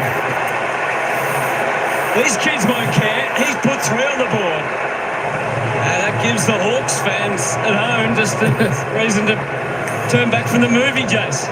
We've just seen contributions from the young players. We saw enormous contributions last week, and Swaddling backing it up again tonight, and we see Charlie West kicking 3. It's not the greatest inside 50 kick from Ed Allen, I've got to be brutally honest, Gaz. It's a Mung helicopter a low one that does a bit of everything, but this is a great finish. Yeah. A great finish. And he's been relatively quiet, but he's kicked 3 goals. Yeah. So as a forward, if you can still find the scoreboard, and this is the area of the game that Ed Allen needs to tidy up. I mean, I think he's been fantastic the back half of this year, and now over summer he's got to have the biggest kicking summer of his life. So they, end up being beautiful down the throat of a leading forward. Couple in a row for the Pies. McCreary was trying to get there. Bailey, though, just hacked it forwards. Give Cyclone the chance to cut it off. Enthusiastic cheers. Again, Answorth had good position. Punched away by Schultz. McCreary's happy to watch it go over. Gee, every team needs to know Answorth too, don't they? Losing Starcevic at the end of last year. Great to see him fitting well. He plays that lockdown role well, doesn't he? Very reliable. Answorth. Next day, beaten by Ford. Bailey was ghosting past, but couldn't arrive back to him. There's Charlie West, trying to keep Harris Andrews occupied. Harris actually conceded 40 goals for the year coming into tonight. Back in the hurly-burly to Goey. Cop one again. Was able to dish it off in time. Crisp, McCreary. A bit of a second wind here, the Pies. Long, it's all about the bounce. West slaps it back with hope. Allen went underground. Anderson spinning. Schultz, they just got overwhelmed in the end. They've always been up against. Lions one previous trip to the MCG this year was a narrow loss to Melbourne. That was early on. They were here 6 times last year, 3 in the home and away for a perfect record, 3 in the finals. They won 2 and the one that mattered most. It's entirely possible they won't be back here until grand final day should they get that far. Collingwood are going to get another shot at goal here. Yeah, well, this is Angus Anderson just ran through the stoppage, and it was Answorth who was late to pick him up, just grabbed him to stop the run. 2 goals to Angus Anderson. He was the favoured way home in the first half. So to really eat into the deficit here, which blew out as far as 75 points. 3 for Anderson. 57-point margin. Hawks fans re-engaged. Hawks fans are back. So they're barracking for, from here you reckon the best they could do would be 40 points. So how's that look on your special table? About 80, but this is a high-scoring game, so it might be a bit less than that. Right, well, that gives them a flukish chance. No disrespect to the West Coast Eagles, have been a lot better, but there's a little rally here late. Career best. So we'll put our best minds on it in the aftermath, but this was where we started with the projections. Who are our best minds? I was going to ask the same question. Matter of interest. Anyone? He's had a good night. He's had a good year. He's just found league footy to his liking, really. Marty Matner was a mentor. He was in Sydney and then in South Australia. On the turn, they're out of the middle. They really do have a second win. McCreary blasting through centre half forward, lets himself down. Play on. He hasn't heard the call. Well, the man on the mark had, more importantly, and he was able to locate Zach Bailey. Unencumbered out at half-back, swings it into Fletcher. So what's the Lions mode going to be from here, I wonder? Regather and try and press. They've given up 3 in a row, so let's try and get a little bit of control back in the game. Neil. Fletcher again. So that 90 uncontested mark number, where they're 12 and 2, they've now taken 87. So that's going to stand up again. Fletcher into the 20s, Handsworth. Back to Fletcher. Had 3 Pies in the vicinity, so it's all by hand. Zorko extends fully. Ashcroft short and opens the door for Crisp, who comes charging on through. Schultz now. Let's see if he can use the numbers to advantage. That wasn't perfect from Chris. McCreary waiting, biding his time. Shoots it out to shooter Schultz, who kicks to the central ball. Can someone take a mark for the Pies? Hayes couldn't. Steele with a long high ball. West is underneath it again. It took some marking. Hayes parries it back. Levi Ashcroft, Gallup, no time to think about the design. Houston, the worst possible result. Surely it's beyond his bounds. Into Josh Dacos. Can he wind up? He's looking for a short lead, but there's nothing forthcoming. They've got numbers back, Brisbane. Nimridge at the top of the square. He goes for DeGoey. Gallup does it up to defend and see that off. McKenna, a long way from goal. They're going to try again. And Houston even a little further out this time. It's a bit strange the twists a game of footy can take. Steele, strong over the footy. All the contact from Gallup.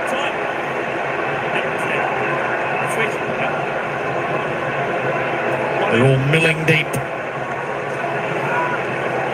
And 5 shots at goal last week. Josh Dacos.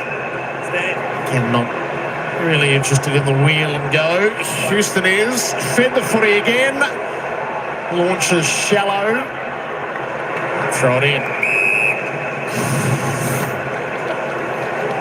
So this is the contact Chris got just as he was getting rid of it. He's very slow to get up. He was too. Yeah. He's attempting to smother the hand pass. Zorko. No worries, he just got it in the throat. Fort Schultz was coming through the front. Levi Ashcroft stood against it. Gave it up to Josh Dacos, who does give, and Swaddling winds it up. And the Pies have posted another. 4 in a row. He's showing some form, Sam Swaddling, with the opportunities he's got, particularly in the back end of this season. He's had 28 possessions tonight, now out of the goal. We've seen him with some of the kick-out duties as well. He can run and carry, doesn't mind a bounce, kicks with both feet. There's a lot to like about this young man. Yeah, I think he's been super impressive. You have a look at so DeGoey kicks the goal, and then it goes West, Anderson, and Swaddling.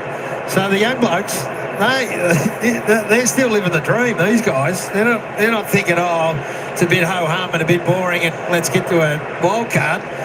They're living their best life here, and they keep coming, and it's a credit to them. It's just taken a little tiny little bit of gloss off, not much. 4 consecutive goals worth. Out of the middle, Neil, half strangled, but right into trouble. Chris prepared to take the gamble on the short, and now more length on the play and width. Just side bottom. On the roll, McCreary. No shortage of options ahead. Schultz, he had a man in West in the pocket, but he wanted to go more central to Harrison. And all of a sudden, there's a reason for a bit of teapot action from Chris Fagan. Well, you just read the 3 young names. Wouldn't you love to add Harrison to that list? They can, and these young players are playing for their spot in the side. That's the great thing about it. They want to be a part of the wild card game. They've got to earn their spot first, so they want to make every post a winner. It's another young man that's been impressive.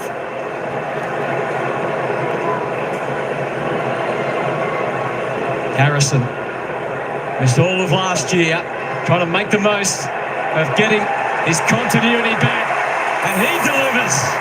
And out of nowhere, they've kicked 5 straight goals to eat into this margin. It's back to 45. Puts it back in the realms for Hawthorn to have a crack at. The problem was that they should have taken Dacos and Cameron off earlier. They've kicked all those goals without their ruckman and their maestro. So it's a strange old game. And Jeremy House down there on the bench as well. So there's and to go. Yeah, well, it worked with Cameron and Dacos. So who else can we take off? Because the young kids are just relishing the opportunity. So what the centre squares, Ed Allen, Long, and McCreary, with McStay in the ruck. And I'm not sure that against Neil Ashcroft and Dudley. Just too impressed, Fags. From 75 back to 45. The worth of it all will be done with the Sums. Finish on Sunday nights. A real stack up for the ball in the middle. Allen released, Long released. Harvey Harrison have put it to memory. This is unbelievable. It's incredible, Jason. Well, what we do know is clearances equals territory, doesn't it? Particularly those centre clearances. They're so important. And Collingwood able to win a few clear ones where they're running out the front of the stoppage. It hasn't just been a dump kick under pressure. And on that occasion... Don't be the closest man. Tim Membry for goal number 2. Is Collingwood uprising? Gathers more steam. I reckon they've been inside 50-10. they have been selfie 10 times, but I reckon they've kicked the goal the last 5 or 6 times they've gone in. It's just line up, find the target, go back, kick the goal. They've had 10 inside 50s each. 6 scores each in the fourth quarter, but it's 6 goals to 4. Well, they kicked the first 4 goals of the first quarter, and the dominance was just that profound that we were talking 100 points at one stage, and now they've kicked the last 6, and what's their margin back to? 40 points. 40 points. So, if Hawthorn particularly can keep West Coast to a low margin, as we said, it's roughly 40 plus what is won tonight, but it could even be a little less than that. Brisbane look to counter here. The tap from Draper to Cameron. Of course, it has to be the Irishman. Should put a hold to it. Even he's lost a magic touch. They've gone cold, Hatter. Yeah. Everything's gone cold. Sam Draper had enough of that centre ball up. He said, I'm just whacking this forward. They just want some territory, Brisbane, and this is where they've been deadly. Locking the ball in and then just creating scoring opportunities. Shallow for Draper to get to work on. Rayner met front. Oh, no, out of nowhere. Morris has poked through the goal. His 6th. An outright second in the Coleman. That's an unbelievable feather in his cap. To be the second highest goal scorer in the home and away season is unbelievable. So the point being, Jace, they've been a front half scoring team the whole night. They couldn't score from the front half because the ball was down the other end for the last 7 or 8 entries. And he just swings his boot at it, gets it through. So what a year, what a season. Split the whole thing open in that third quarter when they were only 6 points behind Collingwood, and he went bang, bang, bang, and opened the game up in the second quarter. And he's just proved to be a thorn in the side the whole way through. Again, it comes from the centre clearance, gets territory, they hold the ball in, so we watch this centre clearance with great interest. 6 straight for Logan Morris. Draper out the back this time to go, ready and waiting. But Neil back to Draper, trying to waddle his way through. Got something on the kick. Loman threatened to leap high, but he's infringed in doing so on Dan Houston. Stand on the mark, quiet. Stand. Oh, sorry, Houston. Got his stance wrong, the umpire. Got to be careful with that. Short to Harrison. Off to the go, whatever's available. He didn't see him coming at all. Zorko to take that advantage. Morris all over the top. Why not make it 7? Can he? Yes, he can. Just for the 12. Equal career high for Logan Morris. We're seeing a young man just blossom before our eyes. A wry grin on the face of Jordan Nagawi, just looking up at the scoreboard going, where did he come from? He thought he was clear once he'd got inside. Dunkley, but a great chase down from Eric Hipwood. They do love that. Coaches love that too, don't they? They do, but what about this? He doesn't panic, Logan Morris. Ordinary hand pass, but he steps all around Josh Dacos and then calmly slots it. 6 goals each in this final term. And still plenty of time for more. 51-point margin. Draper, hammer it forward. Dunkley on the hunt for it. Got offloaded by Allen. Swaddling to the outside.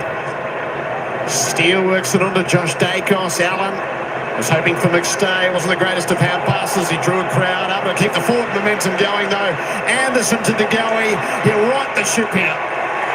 He gets that goal right back.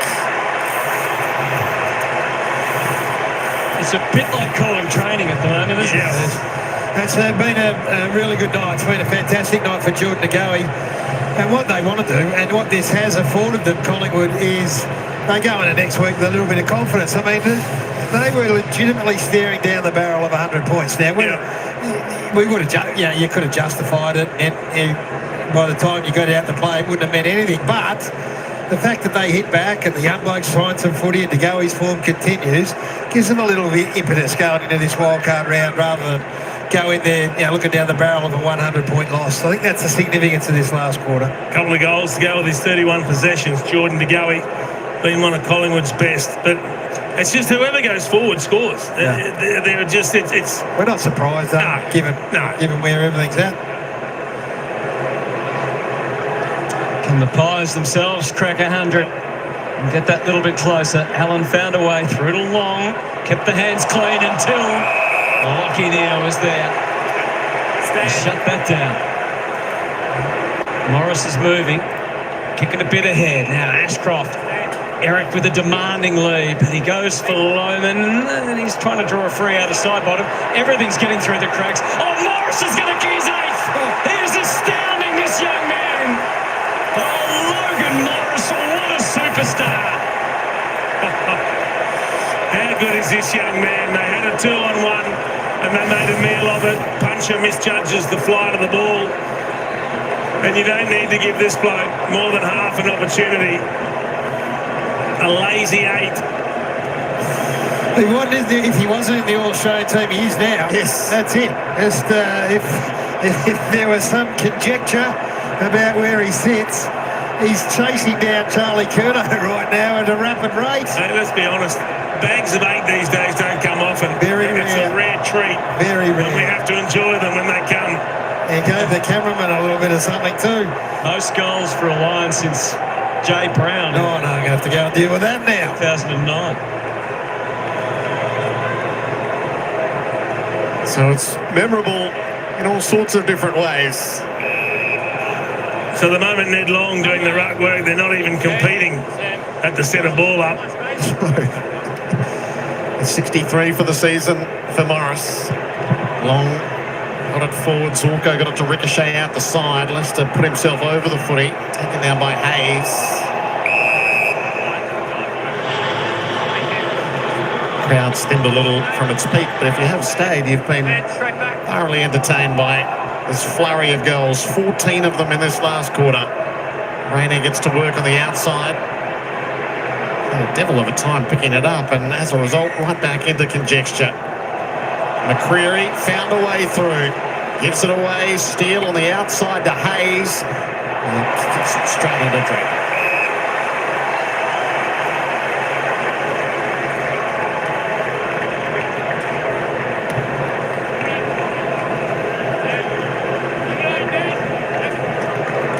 Game number 100, a source of celebration for Sam Draper.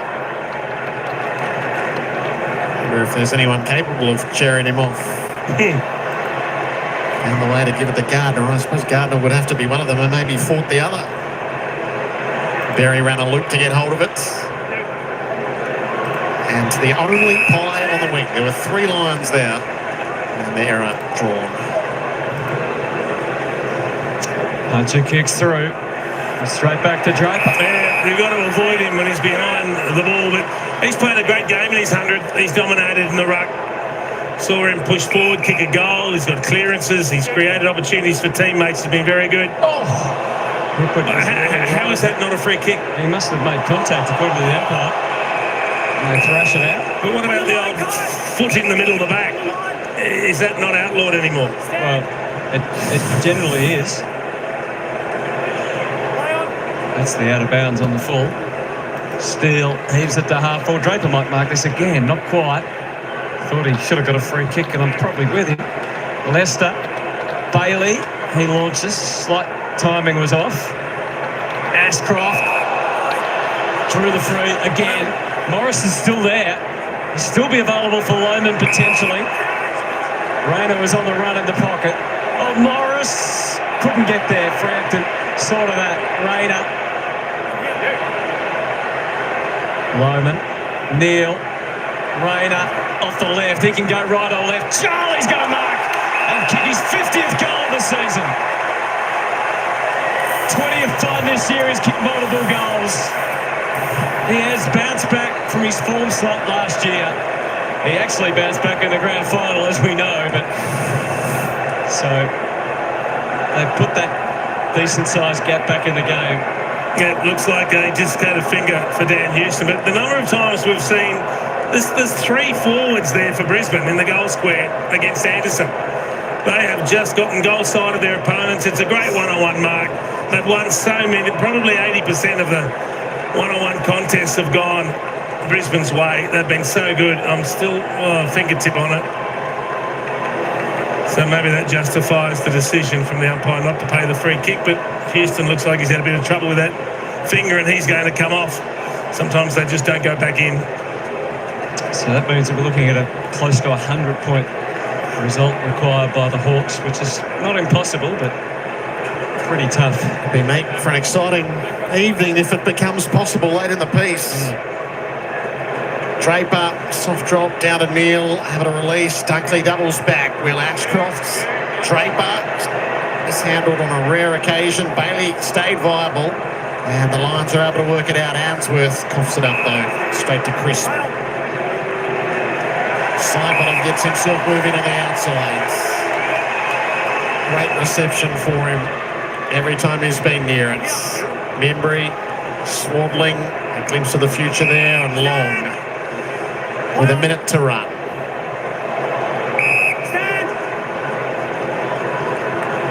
Dacos. Flick it around, Swaddling. Now to Goey. Could have gone inside or outside. Gardner was ready for either.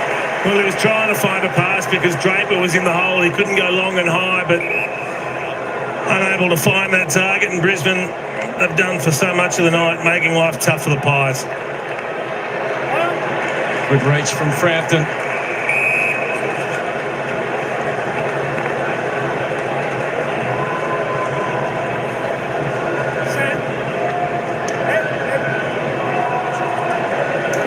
Plenty of big numbers out there from the mids, but you would hope that the biggest number on the night, the 8 goals for Logan Morris, would secure the 3 Brownlow votes. You'd think so. Be disappointed if it didn't, Hutto. Will I get the stats now? Oh, Draper. Wild swipe forward. Well handled by Swaddling, and Josh Dacos settles on the left to get to centre half forward, no further.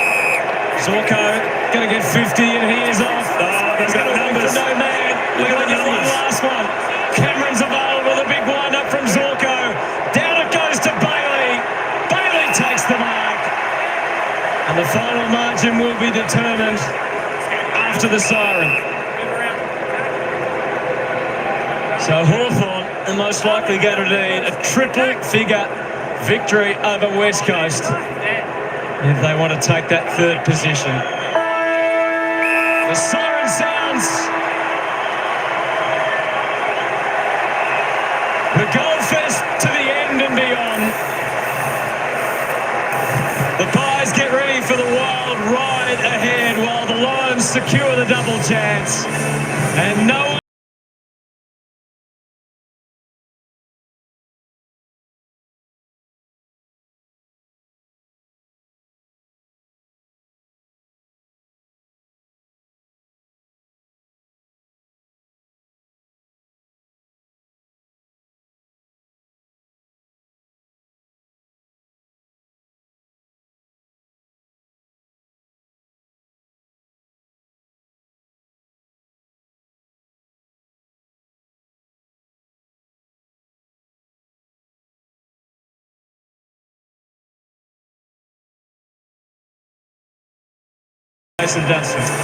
It is. It's a big score, 159. I'm just looking down at Dan Houston on the bench. They're still trying to get that finger back in.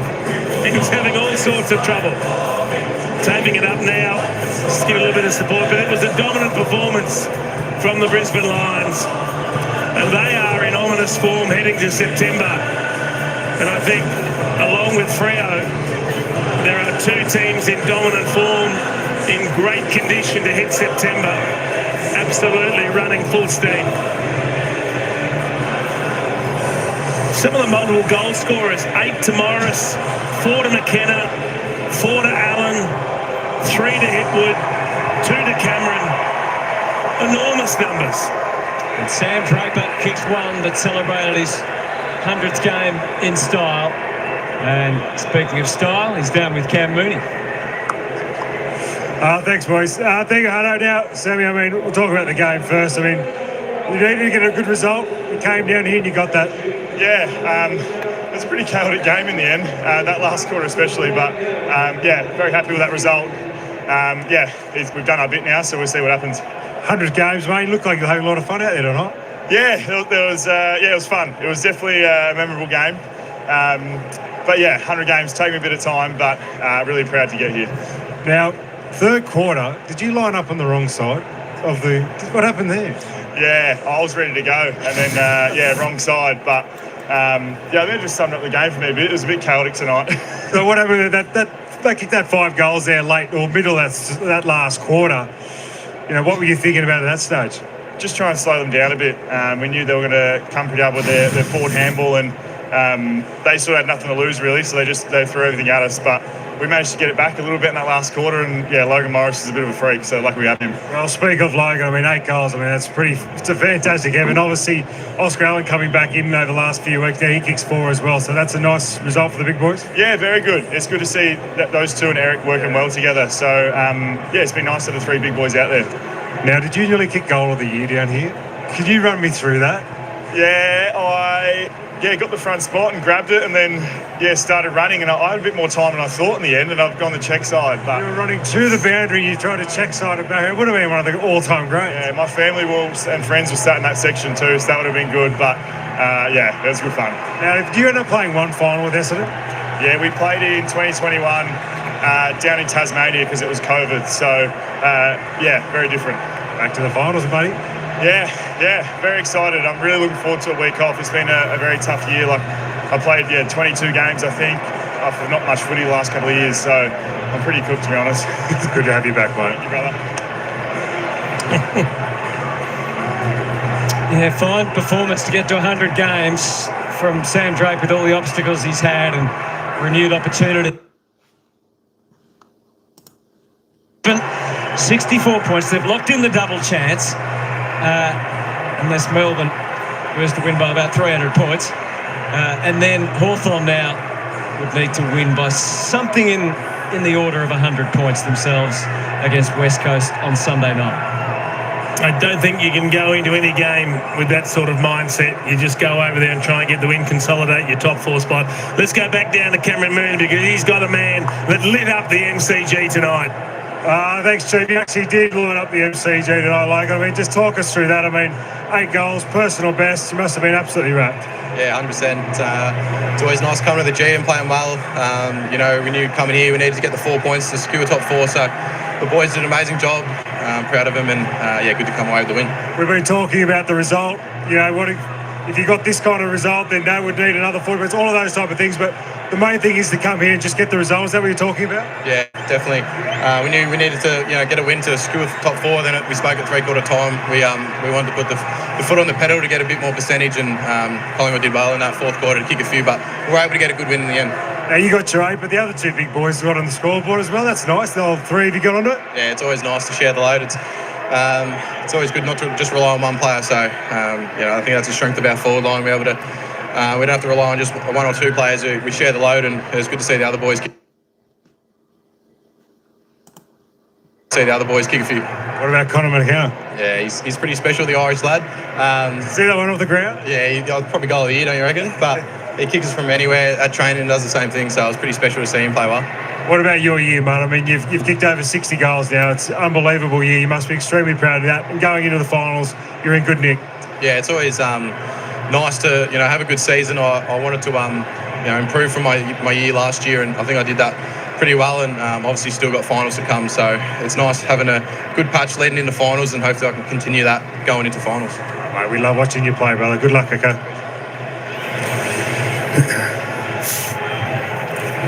We love watching him play indeed. It was a funny old game in the end. The Brisbane Lions prevailed by 63 points and almost certainly lock away a top 3 spot. But that man there, Logan Morris, Jonathan Brown, Tommy Hawkins and Jordan Lewis, last player to kick 8 goals in a game for the Brisbane Lions. He asked Any for, idea? He asked for that graphic. He did ask for the graphic.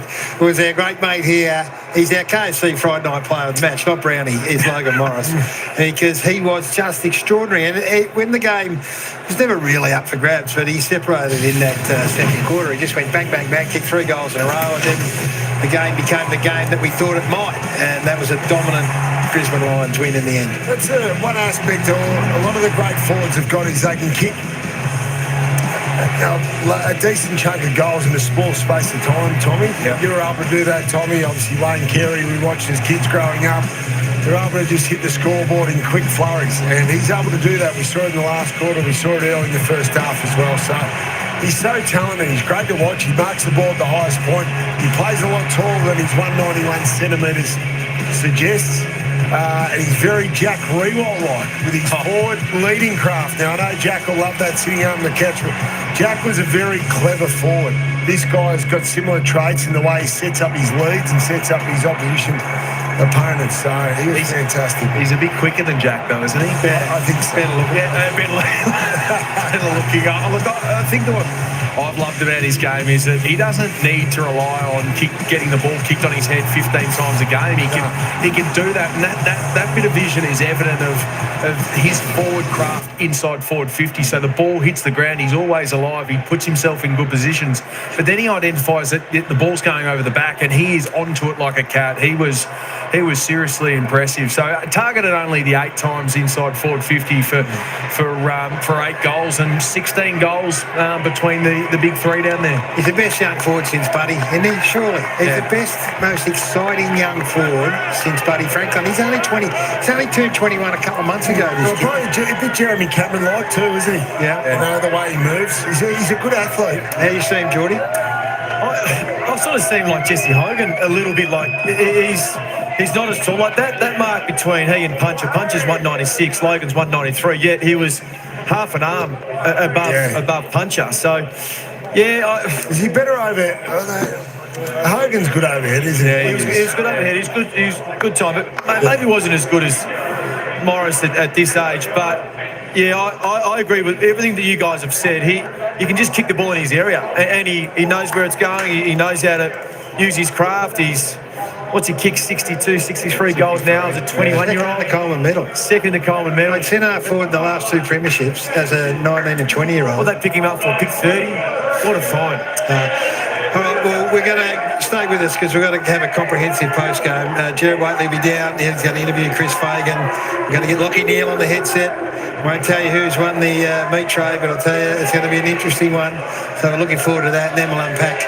Well, it was a pretty strange night. In the end, they won by 63 points. They looked like they're going to win by 100, and then all of a sudden Collingwood kicked 6 unanswered. It was unbelievable, but they've almost got the 3rd spot wrapped up, one would think, and that puts them in pretty good shape to take on a ravaged Sydney Swans. But right now, if you're a Brisbane Lions supporter and you're sitting at home, you're enjoying what you're seeing. There's a lot to like. They're getting it right at the right time of the year. And you might just have to beat them if you want to wrench that cup away from them. They've had it for the last 2 years.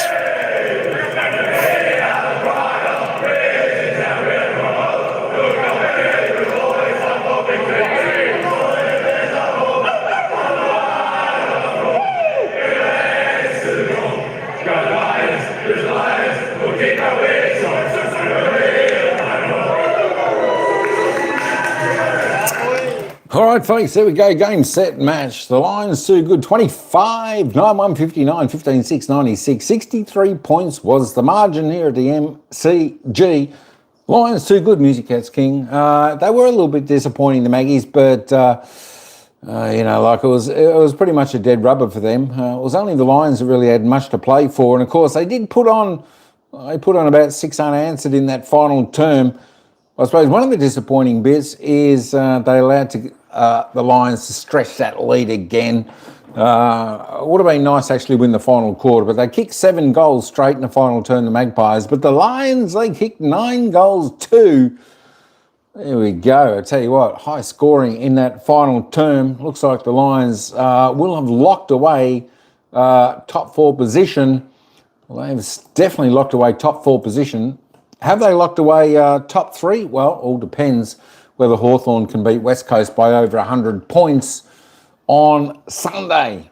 I don't know whether that can happen, but you just never know, because that is, let me just reload the live ladder up, and there we go. We see Freo, Sydney, Brisbane there with 121.7, 4.4%. Hawthorn need to pick up to jump up into third spot. So they play Sydney, and if Hawthorn can demolise, if they don't, well, and still win, they'll play Freo. They'll have to take a trip. I tell you what, it's going to be a big trip over there. Look, it's certainly going to be a big trip for, my gosh, now I just can't remember. Hawthorn. It's going to be a big trip for Hawthorn, isn't it? That's right. They're going to travel to Perth to play West Coast this week, and if they happen to win that and remain fourth, they'll have to travel back again, or probably in a couple of weeks' time when they play back over to Perth. But there we go. That's the live ladder so far. Collingwood will stay in 8th position. That is their final home and away season game. Look, they'll either be 8th or 9th, just depends on the Western Bulldogs. They'll play Melbourne. Melbourne need to win to stay in the top 6, because you would expect, you'd probably expect Adelaide and Geelong to win.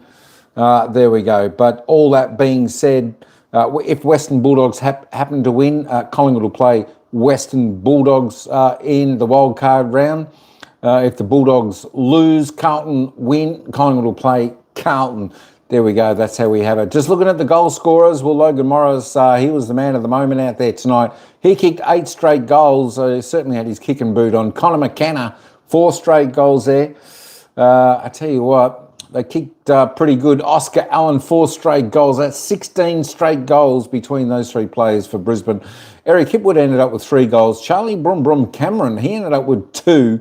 Cam Rayner, Sam Draper, Zach Bailey and Will Ashcroft, all singles for the Brisbane Lions. For the Magpies, Charlie West and Angus Anderson was best for the Pies with 3 goals. Tim Membry and Jordan Ngoe both with 2, and singles to Swaddling, Dan Houston, Harvey Harrison, Nick Dacos, Ed Allen. There we go, looking at the disposal getters out on the ground. Lockie Neal ended up with 35. He came home with a rush in that final term, 35, 15 kicks, 20 handballs, 16 clearances, if you don't mind umpire. 16 clearances. Well, we'll tell you what, he'll get a vote. I'm not sure what vote he'll get, but he'll get a vote in this game. Of course, Logan Morris, you would expect to get a vote also. Best for the Pies was Sam Swaddling and Jordan Ngoe, both with 32. They were the 3 players in the 30s. Josh Dunkley next best for the Lions on 27. Josh Dacos, 27. Nick Dacos just a 26. He was rested in patches tonight. 5 clearances, just a 1 goal. Will Ashcroft, 25. There we go. We'll just roll on down that before we wrap this one up. Zorko, 21. Cam Rayner, 21 for the Brisbane Lions. Still side bottom, 16 for the Pies. Ned Long, 15. Let's roll on down. Eric Hipwood, 15 disposals, 8 kicks for his 3 goals to Sam Draper, 28 hit-outs, 14 disposals. Darcy Cameron, 15 disposals, 34 hit-outs for the 2 boys. There we go. We'll just roll on down that. Quick look at the team stats. There we go. Lions just on top of the disposal count, plus 11. Inside forward 50s, 48 to 59, plus 11 to the Lions, but they were just so much more efficient when they went inside there. 14 free kicks apiece. Efficiency inside forward 50, as you see, 64-4 for the Lions is just fantastic numbers there. Magpies were up 54 on their season average, so not too bad there as well. Lions did win the hit-outs by a good margin of 13. The clearances, they got well and truly on top of the Lions at the ring-a-ding-ding of the bell at the end of the game. They were plus 16, plus 5 out of the centre, plus 11 out of the stoppages. Contested, again, Lions got on top in that final term, plus 14 in contested possessions, as in the marking department, plus 28, plus 6 in the marks inside forward 50. Both teams getting plenty of marks inside forward 50. Contested marks, the Lions did really well there. Logan Morris probably took half of those down forward. He won a lot of one-on-one duels. Tackle count, Magpies tackled reasonably well there tonight. Lions still 38.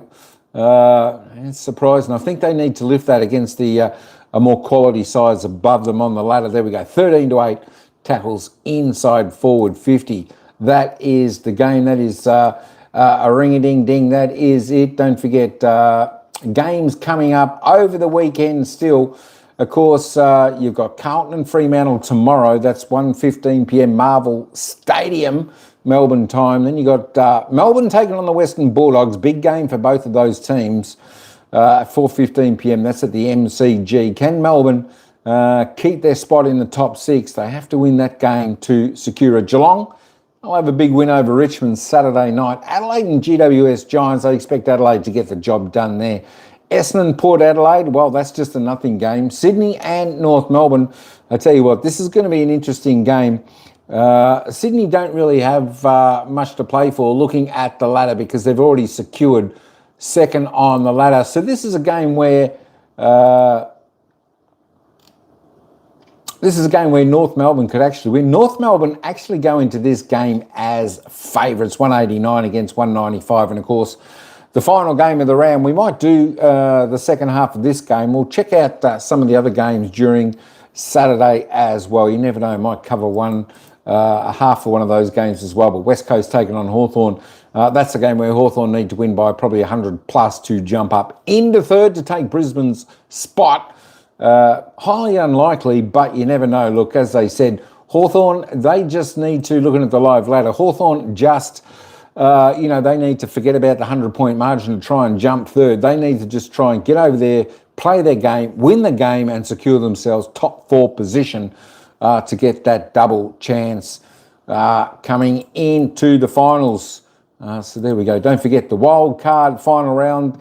7th will play 10th, 8th will play 9th, 7th will play 10th, 8th will play 9th. As I said, of course, it all hinges on what happens here. Of course, you wouldn't expect, as I said, Geelong should win against Richmond by good margin, so they should be secure in the top 6. You would think Adelaide to get the job done, so the game that everyone will be certainly watching around this section of the ladder will be the Melbourne Western Bulldogs game. Of course, you know what? Look, I guess Western Bulldogs have got a bit to play for, because if they happen to lose and Carlton win, they jump above it, and Western Bulldogs will jump down to 10th position. So the Western Bulldogs that happen to play, they may have to go to Adelaide and play, and they probably don't want to do that. They want to stay at home and play.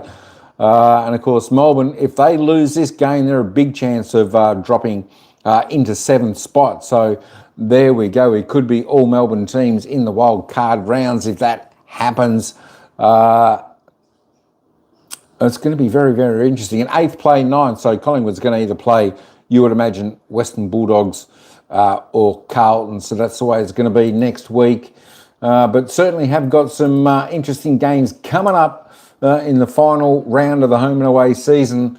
We'll certainly know by Sunday where it is going. At least we're going to know by probably halfway through the game, West Coast Hawthorn, the fixed positions of the ladders, who's going to get third, who's going to stay 4th, what's going to happen. I tell you what, it's still interesting, still got a little bit of interest coming in this final round of the 2026 season here, AFL football action, and there's still going to be some ripper games coming up. As I said, even the game, you know what, even the game Carlton-Freo, that's going to be a fascinating game tomorrow, Carlton-Freo. Carlton, do they want a chance at playing the Magpies? If they win, as I said, depends if Melbourne beat the Western Bulldogs. And of course, Freo, they got nothing to prove to win coming to Marvel Stadium and winning. But winning form is good form, as I said. So interesting. A few dead rubbers in this game. You would expect a couple of big margins in this round. So it's going to be really, really interesting to see what happens anyway, but can't wait for the finals. But there we go. Hey, thanks everyone for joining on in. Thanks, Music Cats King. Yeah, a little bit disappointing, but you know what? Next week's winner counts for them. So we'll see. I was just hoping some of those glimpses when they got some of that good run, they kicked that 6 straight goals. Some of that is what they're going to bring next week. Look, Brisbane were just way too good tonight. They just outspread Collingwood. They put the Pies under pressure. Brisbane just found a lot more space. They transitioned the ball a lot better. and was just too easy. Whether the Pies just, they were just going half-hearted, that's another question. We'll certainly see next week when the real games start, the real competition start. That's finals, folks, next week, finals. So hopefully they can get the job done. Of course, look, it'd be very interesting if Collingwood played Carlton in the first week of the finals in the wildcard round. That'd be pretty interesting, that's for sure. But if not, they'll play the Western Bulldogs. I'm just not sure who we would prefer to play. I think the Magpies would probably prefer to play Carlton at the moment. I don't know. It's going to be interesting. But Brisbane, it looks like at the moment they will play Sydney in the first week of their finals campaign. So it should be good. But there we go. It was a big margin tonight at the MCG, folks.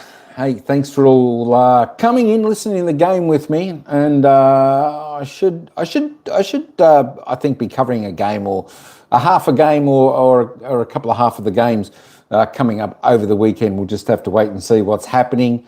I'll have a look at the score lines, see what's going on. If they're interesting score lines, we'll whack them up. I wouldn't mind actually if I'm around to do half of the Carlton Freo game. That'd be pretty interesting.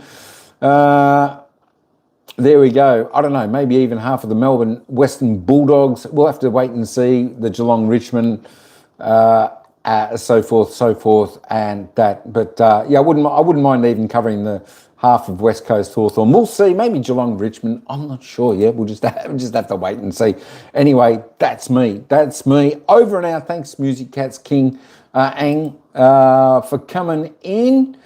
Ang Z3D5N, who said hi, Addy, and Paul's in their house earlier on, and everyone else for joining on in. All right, folks, that's all I've got this time around.